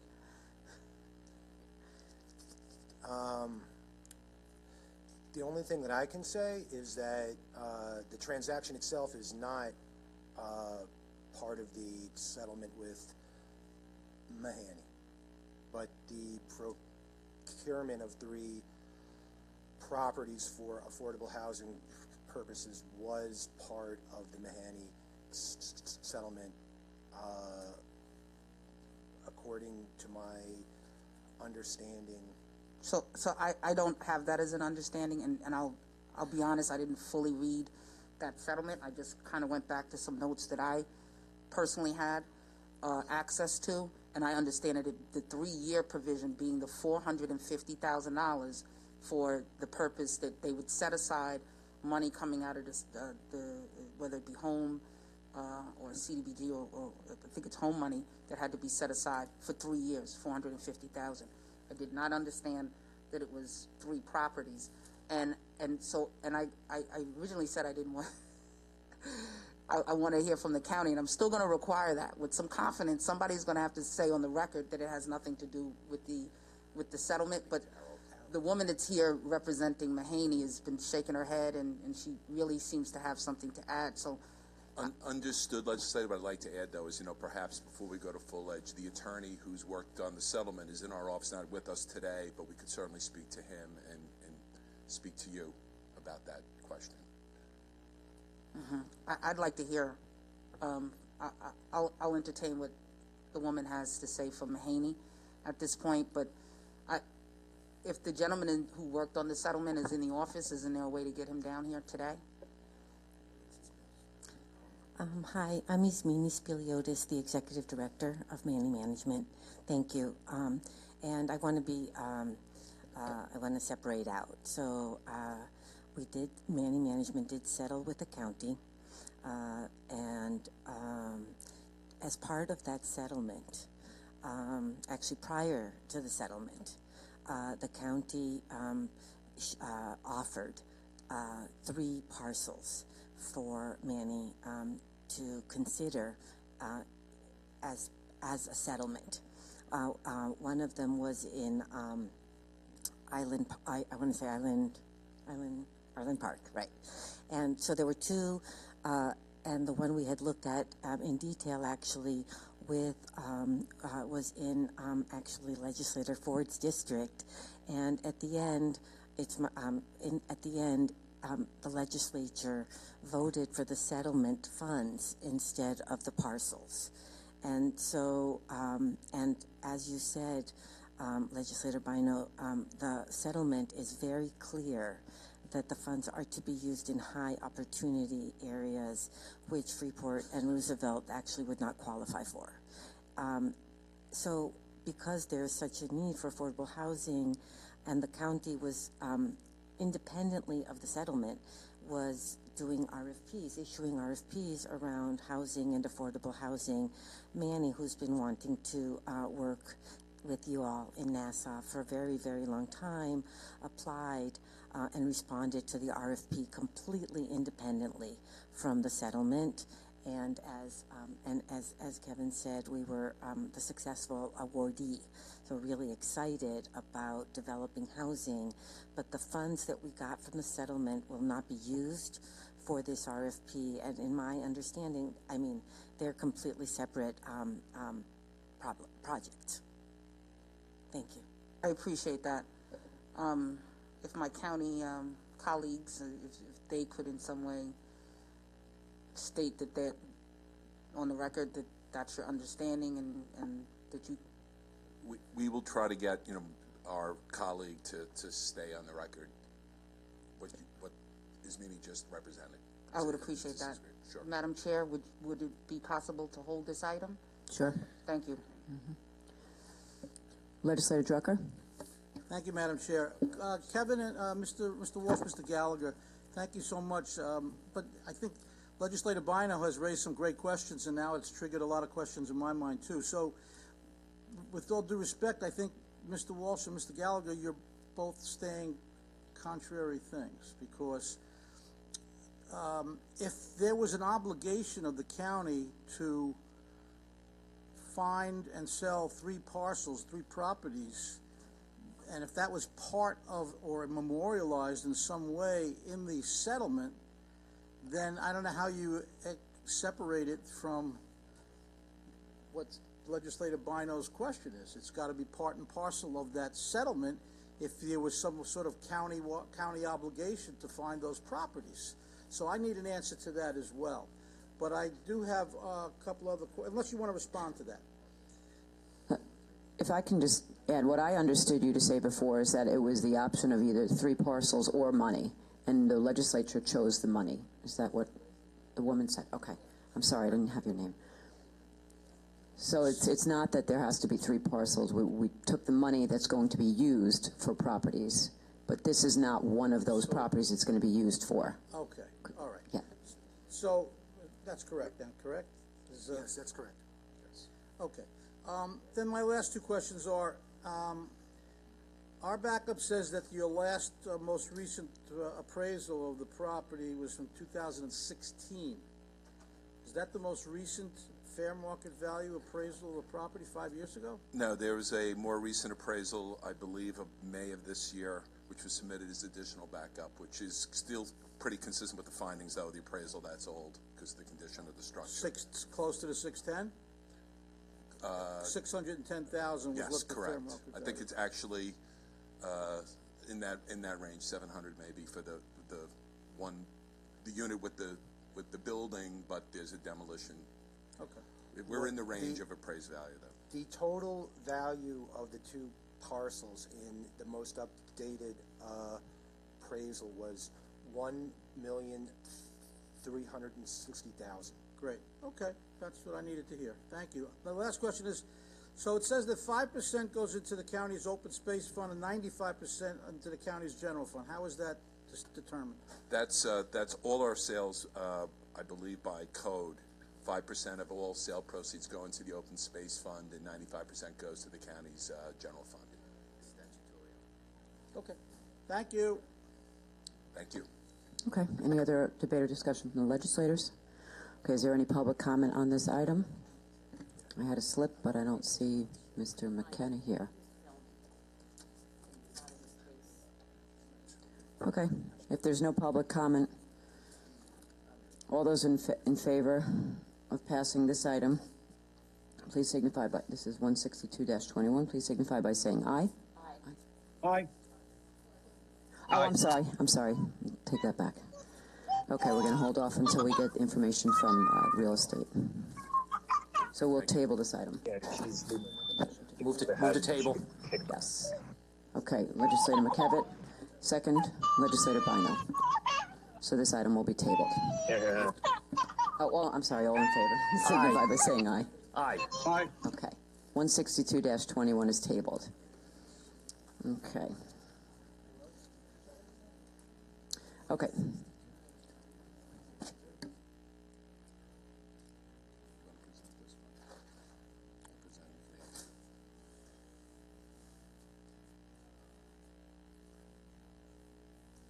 Okay, the next item is clerk item number 392-21. It's an ordinance making certain determinations pursuant to the State Environmental Quality Review Act and authorizing the county executive of the County of Nassau to accept on behalf of the County of Nassau an offer of purchase from the Village of Hempstead Community Development Agency of certain premises located in the Village of Hempstead, County of Nassau, State of New York, said property known as Section 34, Block 289, Lot 157, on the land and tax map of the County of Nassau, and authorizing the county executive to execute a deed, contract of sale, and all pertinent documents in connection therewith to consummate the sale. May I have a motion?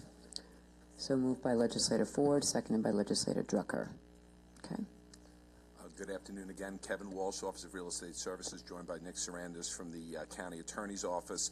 I believe you got a brief presentation of this item at the beginning of the session from our colleague Charlene Thompson, Commissioner of the Village of Hempstead Community Development Agency. The CDA of the village had identified this sliver piece of county property adjoining a property they had acquired on Terrace Avenue in the Village of Hempstead, and saw an opportunity to develop the sites for a duplex affordable housing unit. We structured a contract similar to some transactions we did with the CDA in the past. There will be a restriction again that it be maintained affordable for an affordability period with, I think Charlie mentioned 99 years. We will get the county will get $15,000 for a unit developed on the site.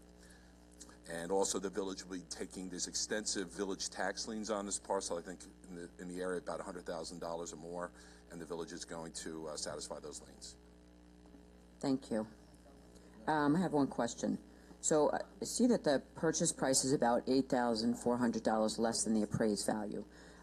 Do usually affordable housing restrictions typically discount the appraised value by that much? It can generally. That's a good question. I would say in this particular case, the village is taking on all the cost here of the development of this. Like I mentioned, there's significant outstanding liens. I mean, the county has owned it for a while, but I would say kind of consistent with this, I also like to point out, it's $15,000 kind of been what we've done in the past. The proposal was well received both by the Open Space Committee and the County Planning Commission as well for this particular sale. I'd just also like to point out that the property that the county owned is 2,500 square feet, so it's not otherwise developable for any other independent use. Right, okay. Thank you. Do any of the legislators have any other questions or comments? Okay. Any public comment on this item? Okay, there being none, all those in favor of passing item number 392-21, please signify by saying aye. Any Aye. opposed? Okay, the item passes unanimously. Okay, we have one more. Clerk, item number 395-21 is an ordinance making certain determinations pursuant to the State Environmental Review Act and authorizing the county executive on behalf of the County of Nassau to execute a release of an easement and accept grant of an easement for drainage purposes on property situated in Westbury, Town of North Hempstead, County of Nassau, New York. May I have a motion? So moved by Legislator Ford, seconded by Legislator Bino. Okay. Nicholas Sarandis, Deputy County Attorney. This is the property that is owned by the Town of North Hempstead Community Housing Authority, developing it as affordable housing. There was a drainage easement on the property that was interfering with the construction of the site, and they wanted to move the drainage easement to another location on the site and release the easement that was in existence. That has been done. The construction of the new easement and new issues had been approved by the Department of Public Works, so we're releasing the old easement that was underneath the area where the building was going to be constructed, and have a new easement which creates easy access. And by the grant of an easement, we have the right to go onto the property and repair and inspect whatever is necessary to make sure that the easement and the drainage is functioning properly. So there's no consideration either for the grant of the easement or the release of the easement. It's just basically a swap. And all the work was performed by the Town of North Hempstead Community Development Agency as to the construction necessary to establish the new easement. Okay, thank you. Is there any debate or discussion on this item? Okay, any public comment on this item? Okay, there being none, all those in favor of passing Item number 395-21, please signify by saying aye. Aye. Any opposed? Okay. The item passes unanimously. Thank you. Okay. Is there someone that's coming down from real estate to answer Legislator Bino's question?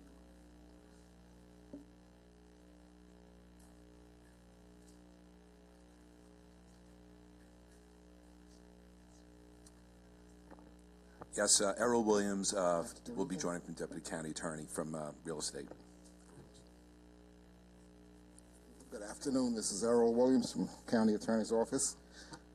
Good To answer afternoon. your questions. Legislator Bino? Thank you.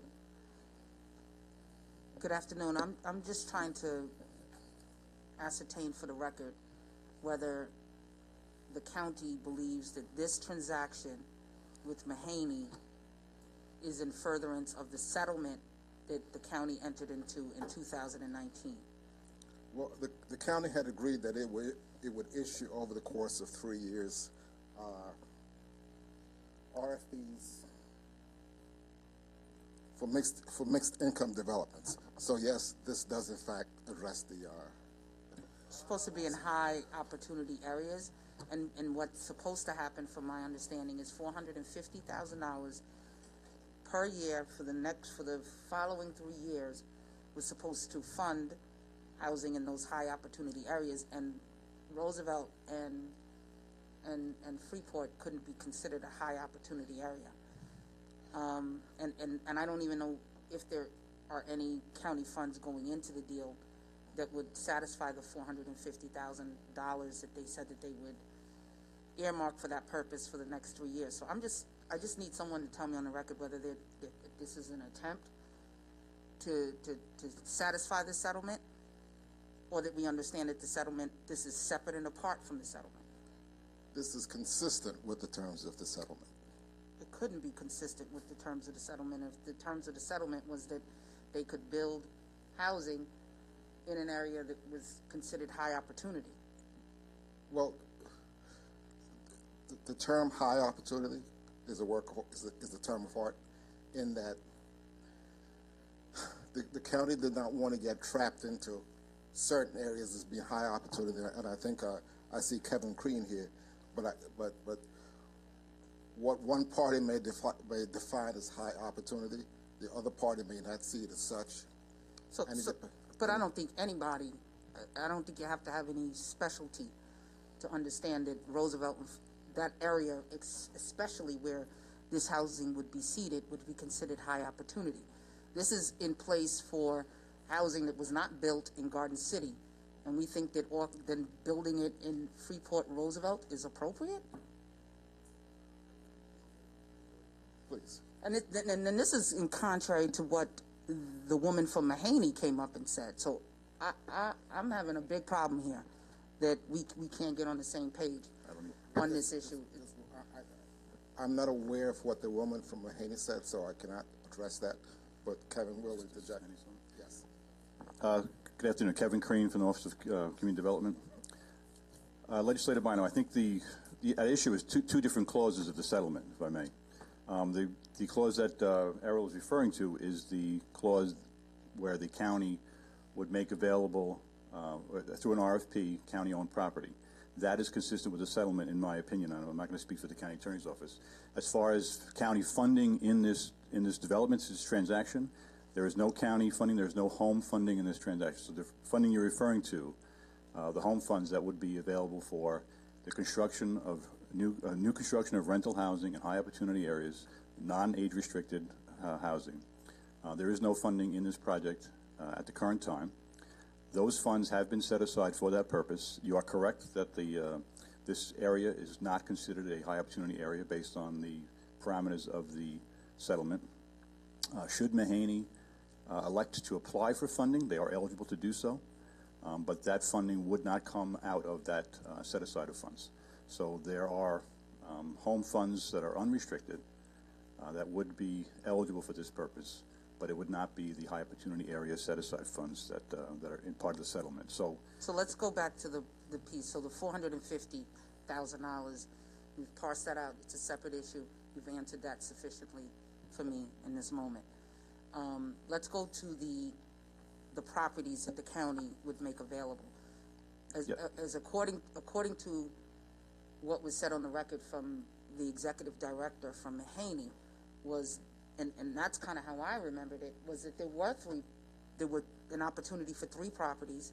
The one that the county actually filed an item for in the attempt to transfer it to Mahaney for the purpose of developing affordable housing was that one in Island Park.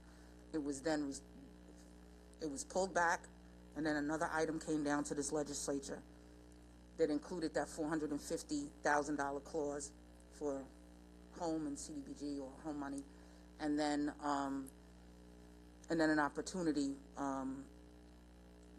for them to be able to apply for that funding. I don't understand that I'm not sure that the 3 properties that we had to convey, if it was in part separate from the 3 initial properties, and that this is some, a layered approach to adding the properties on. Please read to me the clause or explain to me how 3 properties could be conveyed as a part of this settlement, and how, in fact, that would be how this would satisfy the settlement. The settlement requires the county, and I apologize if there's some miscommunication, but the settlement requires the county within 3 years to issue 1 or more requests for proposals to develop more mixed income housing. That's all the settlement requires. And so the only time that this high opportunity requirement is actually in play is for the $450,000? That's correct. Just to clarify, there's no set dollar amount. It's a percentage of the home funds that the county receives. So it's 25% of the home funds, and that's covered in which paragraph is that in? I have something that says it's $450,000. It's in paragraph 3.1 of the settlement. For a period of at least 3 years, the county, via the Office of Housing and Community Development, which is now the Office of Community Development, or such other similar agency as the county shall determine, shall set aside under the terms and conditions set forth herein no less than 1/4 of its annual allocation of the Home Investment Partnership Home Funds. Could that be equivalent to $450,000? Because I have something that says $450,000. Roughly. Yes. Okay, so yes. let's. I know, but I just didn't want to set it in the record that it was $450,000. It is a quarter of the funding. Okay, so this is going to be a question now. Have we done that successfully over the last 3 years? We have set aside that funding, yes. Have we allocated it? Awarded it? We have one pending application that qualifies. They are seeking funding from New York State, which we had anticipated would be announced by now, but the state has delayed its announcement of that funding. So if they are successful in obtaining financing from the state, then they would be able to go forward with their project, and that would be a potential project. That's the only, currently the only application we have that qualifies under the settlement. I appreciate that. I don't want to get off track too far, but I appreciate that. So the conveyance of the 3 properties are not restricted to high opportunity areas? That is correct. Somebody can confirm that? What is the actual settlement agreement? This sounds like it was very reasonable,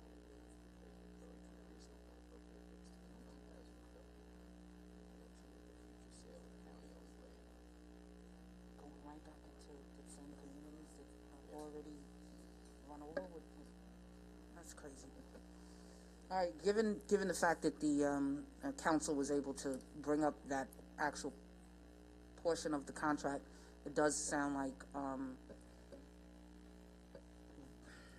while this doesn't it's not in furtherance of the development of housing in high opportunity areas, that this does in fact go towards settling the issue regarding county-owned properties being used for the purpose of affordable housing. So, thank you, Ms. Executive Director from Mahaney, for giving your clarification on the record. I thank you, Mr. Williams, as you smile, that that you made it clear that that does satisfy one of the components, but it is not the high opportunity component, and that's what I was concerned about. Thank you. You're welcome. Thank you.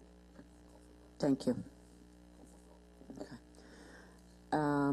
Okay, and no other questions from the legislators? Have any public comment on this item? Okay, thank you very much. Thank you. Okay. All in favor of clerk item 162-21, please signify by saying aye. Aye. Aye. Aye. Any opposed? Okay, the item passes Aye. unanimously. Okay, thank you very much, Ms. Lewis. Thank you.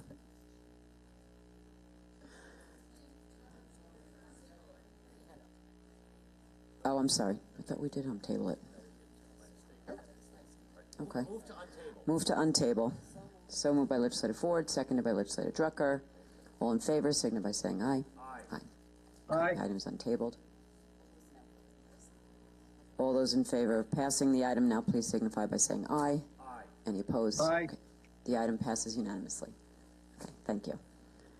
Okay, motion to close the hearing, the meeting, excuse me. Legislator Ford, So moved. seconded by Legislator Bino. Okay. Planning, Development, and Environment is now ended.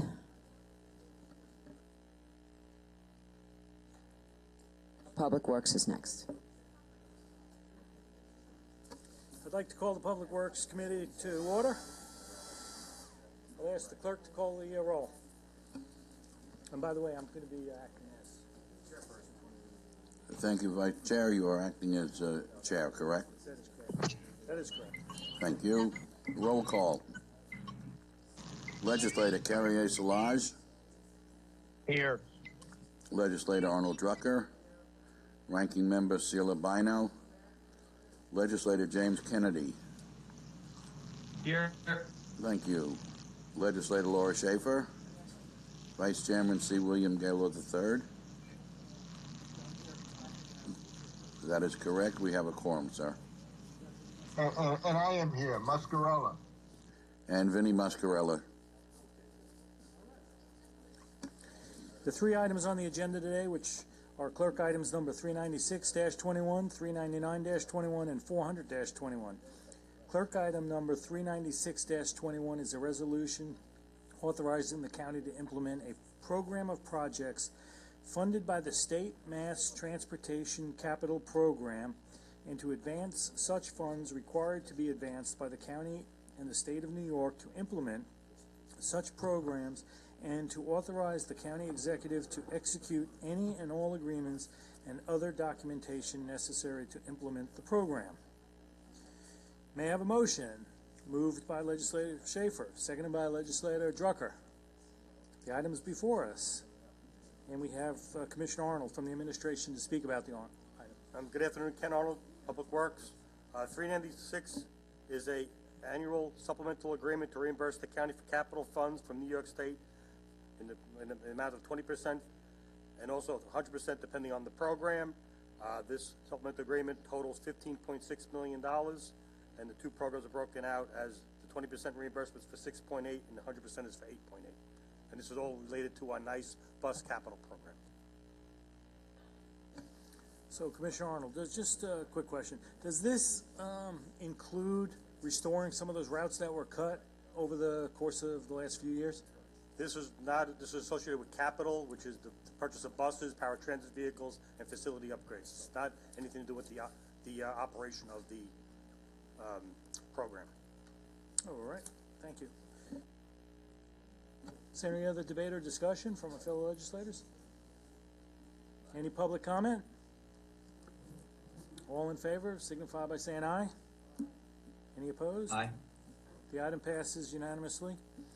The next item I'd like to call is clerk item number 399-21, which is an ordinance supplemental to the annual appropriation ordinance in connection with the Department of Parks, Recreation, and Museums. May I have a motion? Moved by Legislator Kennedy, seconded by Legislator Bino. The item is before us. Who do we have from the administration to speak about this item? Victoria Queso, Department of Parks. This is a supplemental appropriation for $1.5 million to be collected through the Mitchell Park Maintenance Account Grant. And these funds represent the annual amount of fees that is anticipated to be collected by the rifle range and Mitchell. Thank you, Ms. Caso. Is there any debate or discussion? Any public comment? All in favor, please signify by saying aye. Aye. Any opposed? Nope, the item passes unanimously. The next item before us is clerk item number 400-21, which is an ordinance supplemental to the annual appropriation ordinance in connection with the Department of Public Works. May I have a motion? Moved by legislator Muscarella, seconded by legislator Salages.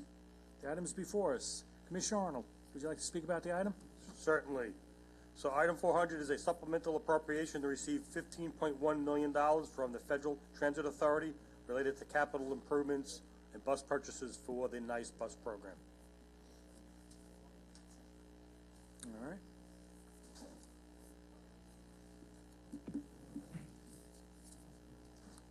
Okay, is there any other debate or discussion? Any public comment? All in favor, please signify by saying aye. All right, any opposed? That item passes unanimously as well. There being no further business before this committee, may I have a motion to adjourn? Moved by legislator Schaefer, seconded by legislator Muscarella. All those in favor? Say aye. Okay. Committee's now adjourned. Thank you. Health will be next.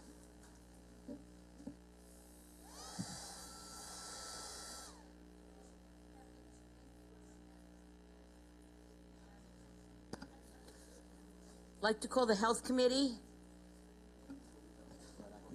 and ask the clerk to call the roll, please. Thank you, ma'am. Health and Social Service Committee roll call. Legislator Joshua Lafazan. Legislator Arnold Drucker.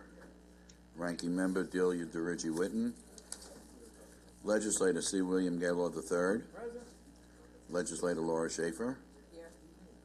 Vice Chairman James Kennedy. Here. Thank you. Chairwoman Rosemary Walker. Here. We have a quorum, ma'am. Thank you.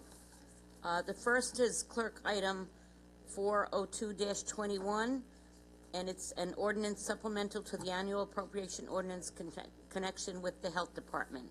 May I have a motion, please, by Legislator Gaylor and seconded by Legislator Drucker. Good afternoon, Mary Ellen Lorraine, Department of Health. Item 402-21 is a supplemental appropriation. It's in the amount of $5,725,000. It's for the Ryan White program. This is 100% funded through the United States Department of Health and Human Services. This provides comprehensive treatment for those with HIV/AIDS in both Nassau and Suffolk. We have an intergovernment agreement with Suffolk County.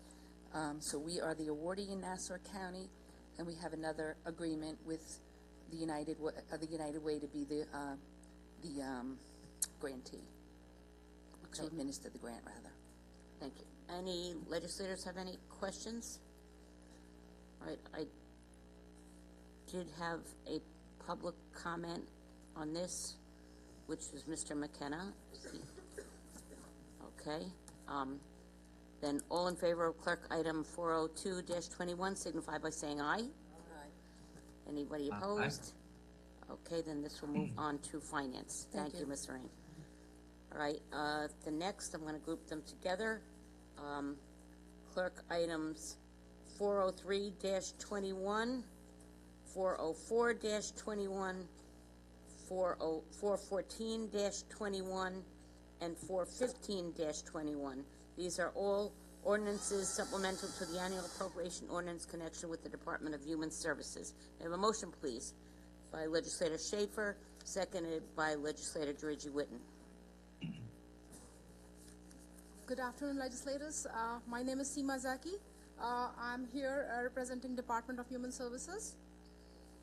The first item is clerk item 403-21 is a supplemental appropriation of $350,000 from the Office of Children and Family Services for the local youth services program. It's 100% funded by the state. Okay, any questions from the legislators? Any public comment? Okay, item 404-21. 404-21 is the supplemental appropriation for $488,355 for Office of Aging for the Unmet Needs Program, which is being reallocated between transportation, housing, and nutrition services for the senior citizens. And this is 100% funded by the state. Okay, thank you. Once again, any comments or questions for the legislators? Any public comment? Okay, item 414-21. 414-21 is an annual appropriation. It is 100% funded by state and federal dollars, and these have multiple appropriations. So the first one is for the Office of Chemical Dependency for methadone maintenance treatment. It's funded between Medicaid revenues, Medicaid, Medicare, and state funded for $5,045,475. And the second item is again Office of Chemical Dependency. It is state funded for the appropriation is for $21,698,030. And the third item is for the Office of Mental Health. It's 100% funded by the state. It is $4,017,947. And the last item is the this is for the adult services, again Office of Mental Health. It's 100% funded by state and federal dollars. It is for $13,400,227. Okay, are there any questions or comments from the legislators on those items? Any public comment? Okay.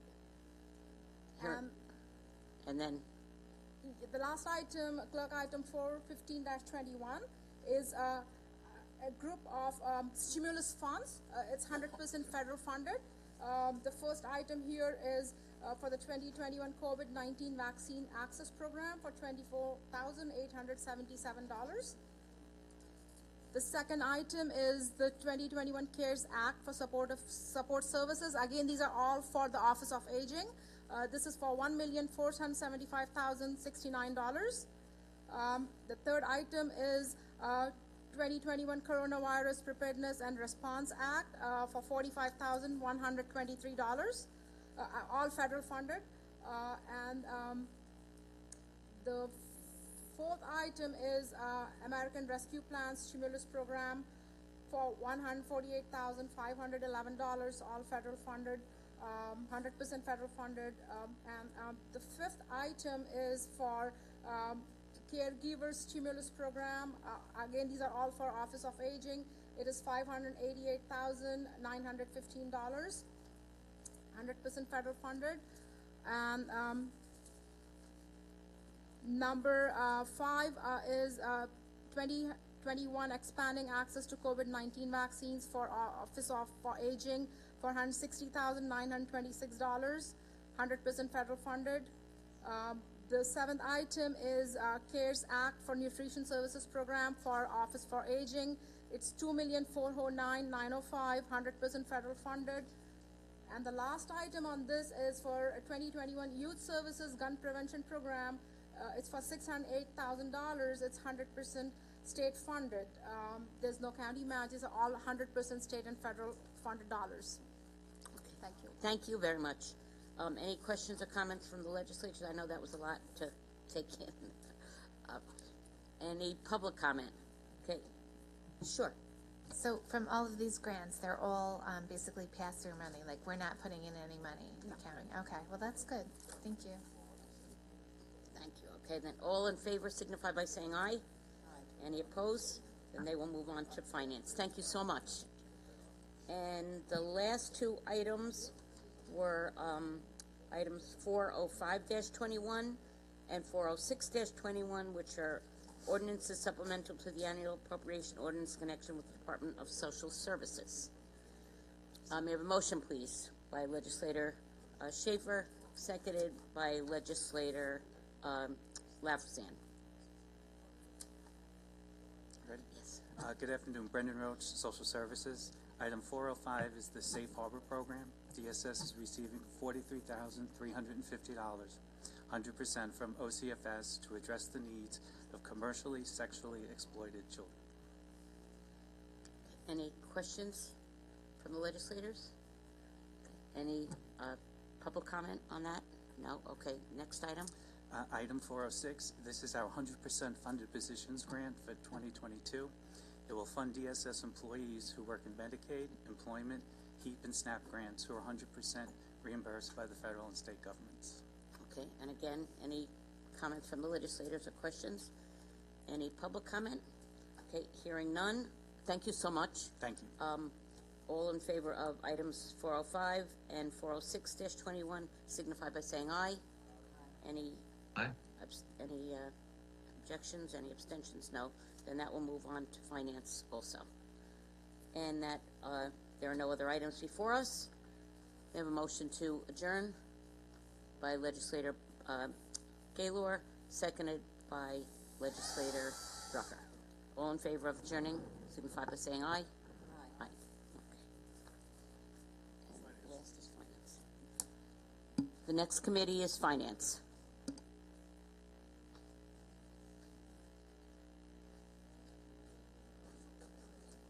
Okay, are the members of finance here?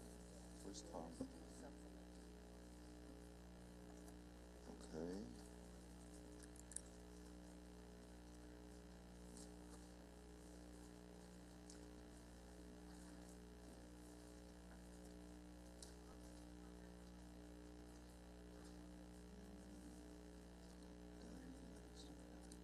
Okay.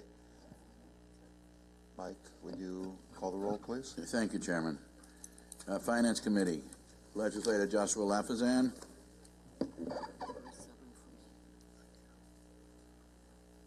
Legislator Arnold Drucker. Ranking Member Ellen Birnbaum. Substituting for Legislator Rosemary Walker. Laura Schaefer is substituting. Thank you, ma'am. Legislator Thomas McKevitt. Here. Vice Chairman Vincent Muscarella. Vice Chairman Vincent Muscarella.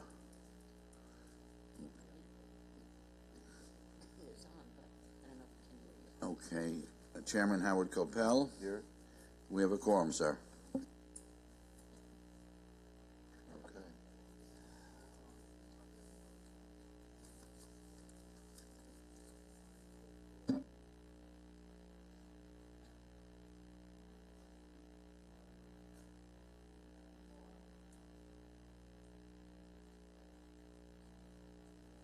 Okay, why don't I start while we're waiting for Legislator Muscarella. We have a number of consent items on the calendar, so I'll call those first. And those items have gone through previous other committees, and the majority and minority have agreed that they require no further discussion. So those numbers are number 392. I just want to state it's Vinnie Muscarella. I am here. 396. Thank you, sir. And Mr. Thank you. Muscarella is here. 396, 397, 398, 399, 400, 402, 403, 404, 405, 406, 407, 408, 409, 410, no, not 410, not 410, 411, 412, 413, 414, 415. Motion by Mr. McKevitt, seconded by Ms. Birnbaum on those items. All those in favor, please say aye. Any opposed? Those items pass unanimously. Thank you. Now, number 162, which is the number for Mahoney, Freeport. That has gone through previous committee, but I do have one question for that. And Patrick Gallagher. From the office of the, I'm sorry. Yes, and sorry.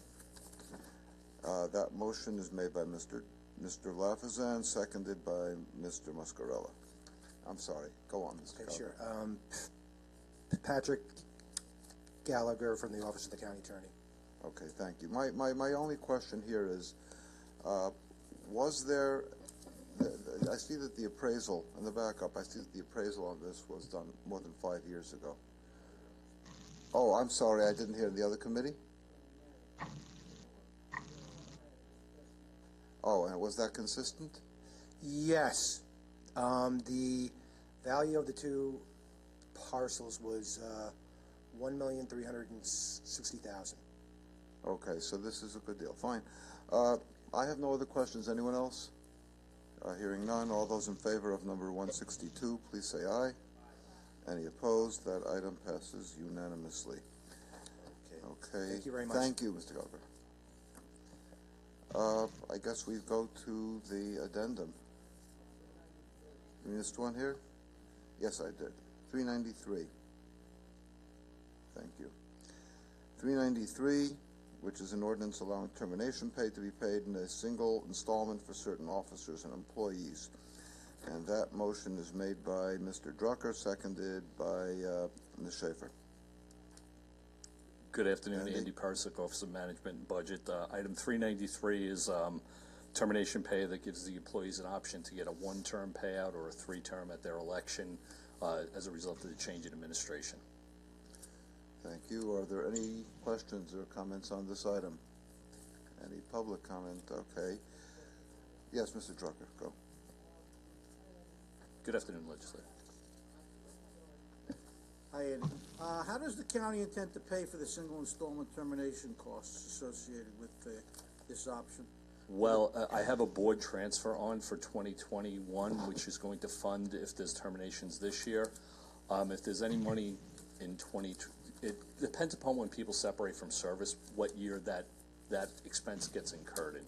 So anybody who terminates in 2021 will be a 2021 expense. If they're extended through and terminate between January and April of next year, it will be a 22 expense, which I would think that when we do the year-end truing up, that we will put money into a reserve, into an employee benefit reserve with any excess proceeds to fund any monies in 2022. That's a long answer. I apologize if I confused you, but it's more of an accounting function, and the funding is there to fund both of them, I think. So when you say the funding is there and there was a board transfer, it's not going to come out for a 2021 payment, will not come out of a reserve fund? No, it will not.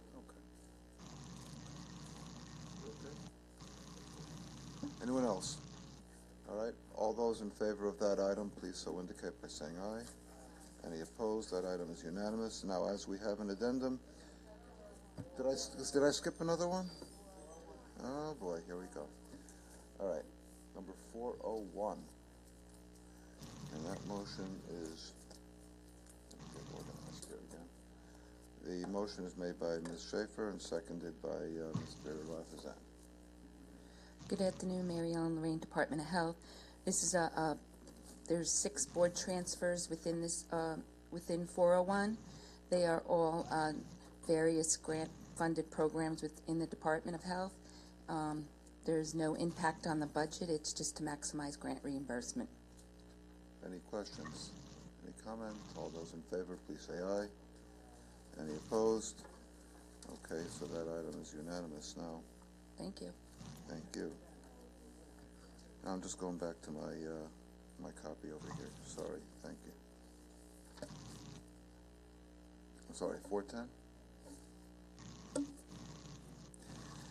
know what it is? I've been working off my Rules Committee thing here. Okay. Number 410, which is an ordinance supplemental to OMB. And there's a motion by Mr. Muscarella, seconded by Mr. Drucker. Andy. Andy Parsick, Office of Management and Budget. This item is just a council first appearance for legal aid and 18B. It's a grant from 2016 that we keep moving forward. It's a 3-year term, and that's the monies that are appropriated from the state from the ILS. So. Okay. Any questions? Any comment? All those in favor of 410, please say aye. Any opposed?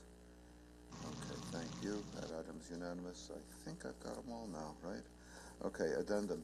Since we have an addendum, we have a motion to suspend the rules made by Mr. McKevitt, seconded by Ms. Birnbaum. All those in favor of suspending the rules, please say aye. Any opposed? The rules are suspended. Number 417, which authorizes the execution of a grant agreement with Parks and Recreation and the Friends of Hempstead Plains at Nassau Community College. There's a motion on this item by Mr. Muscarella, seconded by Mr. Drucker. Good afternoon, Victoria Case, the Department of Parks. This is a hotel motel tax grant in the amount of $18,500 to the Friends of Hempstead Plains for habitat restoration and to provide schools in the county with authentic science education programs. Authentic science, okay, Yes. good. As opposed to fake science, I guess.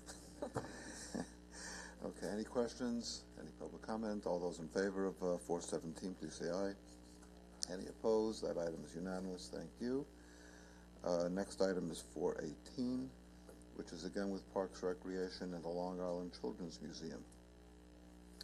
This is a hotel motel tax grant in the amount of $150,000 for the Long Island Children's Museum for ongoing programming support. Any questions? I'm sorry, I need a motion here. I'm doing great today. Motion by Mr. McKevitt, seconded by Mr. Lafazan. I'm sorry. Go on again, please. It's Do it again. Do it again. This is a I did hotel it again, motel you do it tax grant in the amount of $150,000 for the Long Island Children's Museum for ongoing programming support.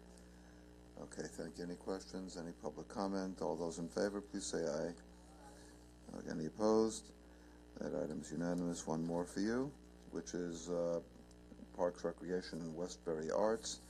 And motion by Mr. Muscarella, seconded by Mr. Drucker. I got it that time. Item 41921 is a hotel motel tax grant in the amount of $15,000 to the Westbury Arts.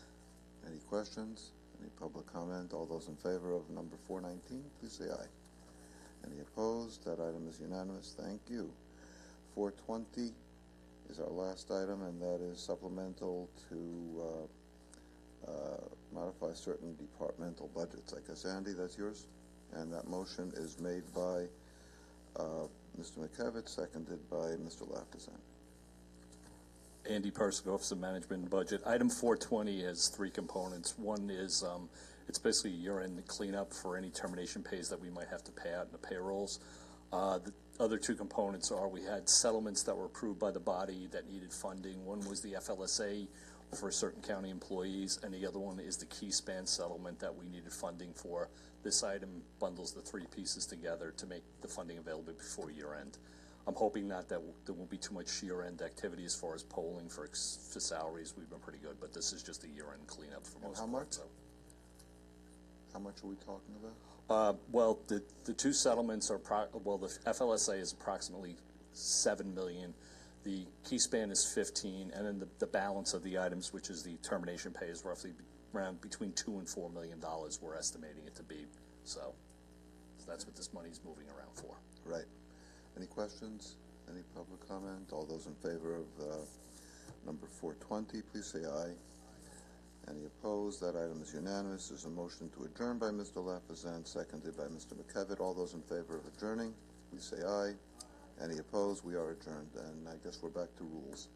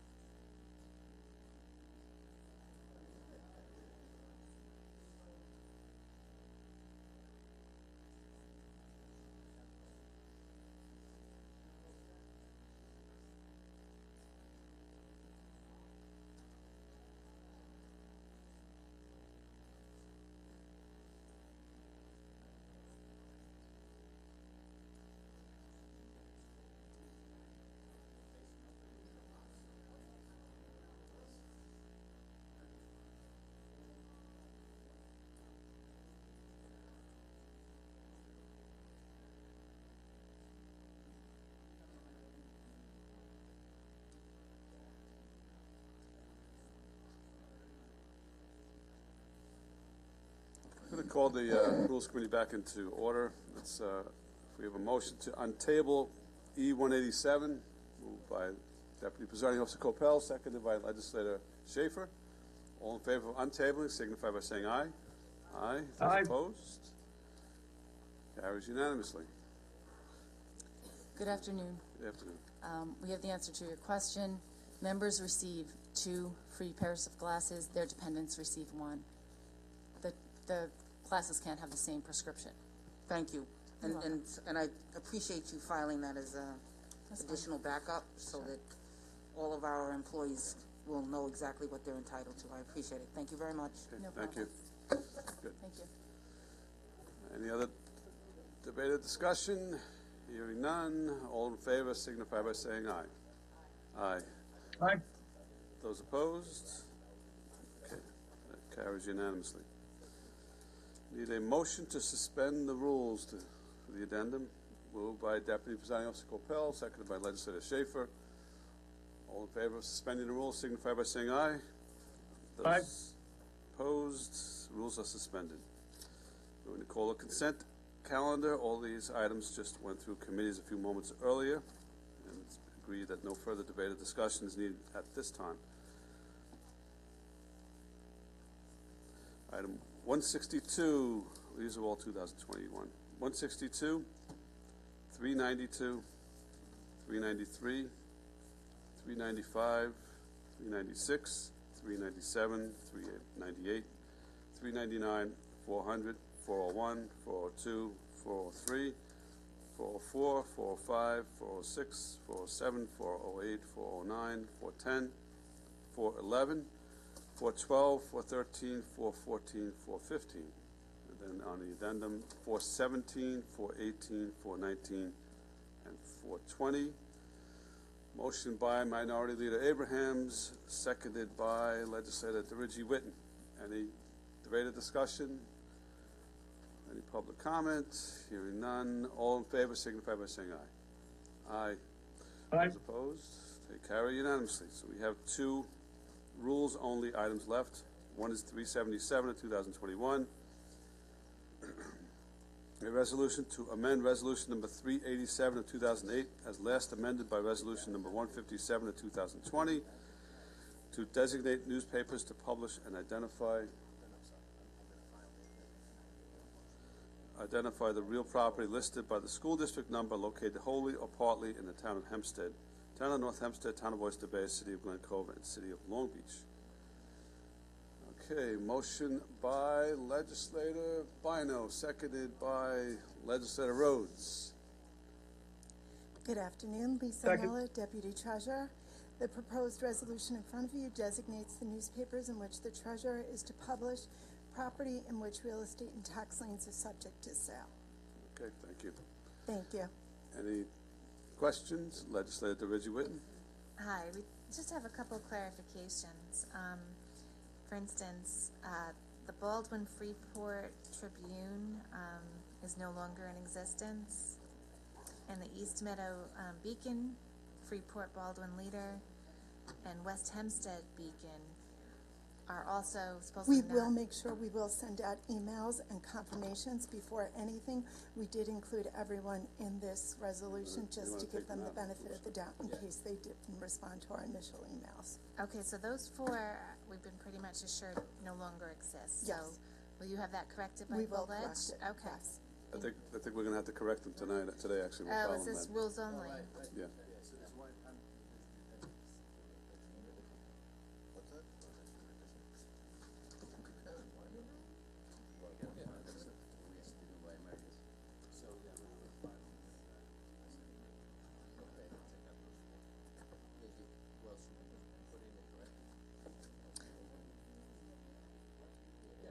All right. Are you requesting that they be taken off, Legislator DeRiggi Whitten? Well, they're no longer in existence, from what I understand. I don't believe there's any harm in leaving them on and leaving the item as is. But if you're requesting them taking Well, off, I it's... think some of the other legislators, if I heard We correctly. have at least one to add as well. Oh, okay. So we can correct it tonight. Okay. So then we can correct it. Okay. Well, I think a couple might have been combined also, but maybe we could just work on that and I'd like to have it correct. You know, we don't want to have papers that don't exist anymore on our list, I would think.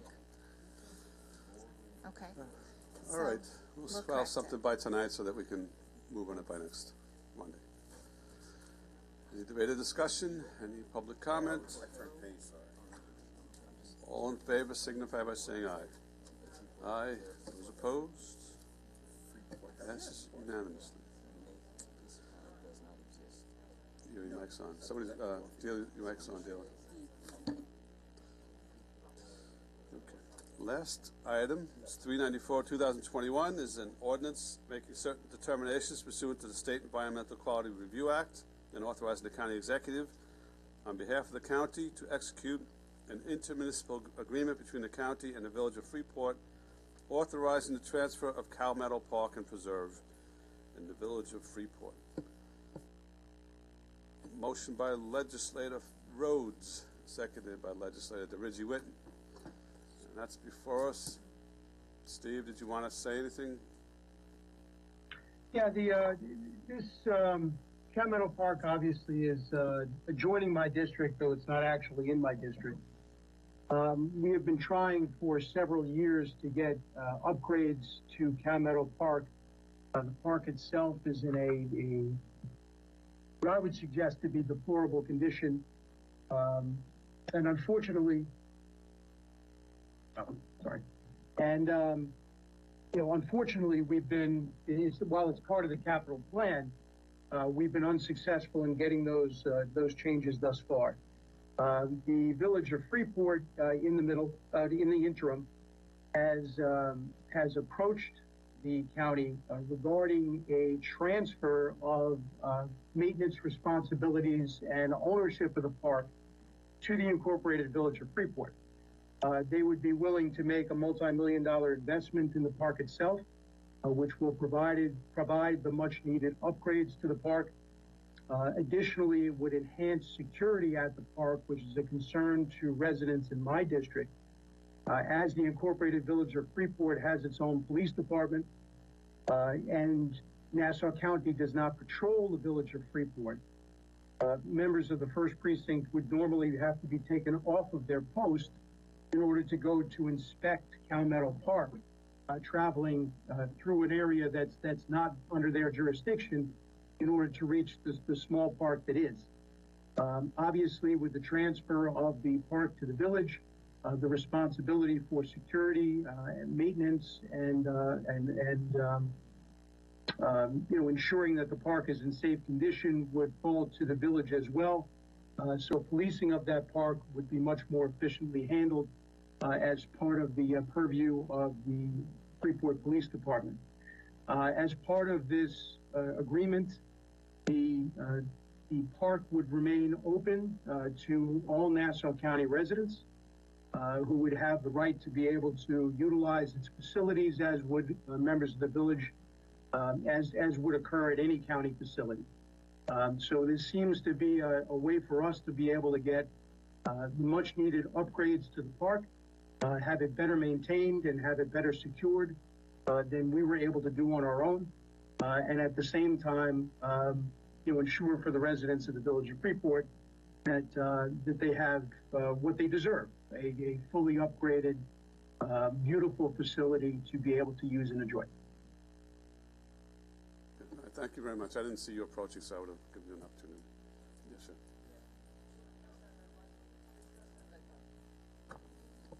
Dennis McDermott, Deputy County Attorney. Good afternoon, legislators. I didn't realize that I had sent my presentation to Legislator Rhodes. Just to add a little bit, the New York State has already approved the legislation authorizing the transfer under the intermunicipal agreement. If you have any other questions, I'd be happy to answer them. Dennis, how do you guys determine the transfer sale price? Because earlier there was an item on for the Village of Hempstead, and were they paying $1 as well? I can't comment on a different transaction. This is $1, just like for legal purposes. It's actually giving, in essence, the park to the village because they're going to be doing the capital improvements, they're going to be maintaining it. I don't think an appraisal was actually done, that it serves the interests of both. I got you. The appraisal makes the big difference in all Correct.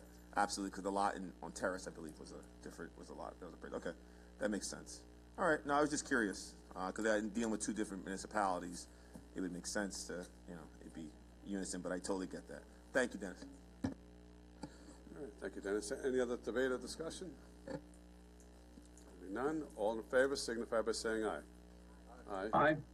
Thank you. Have a good evening. You too, David. Thank you.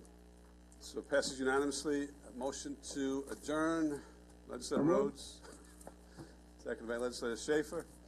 All in favor of adjourning signify by saying aye. Aye. Aye. Those opposed, we are adjourned.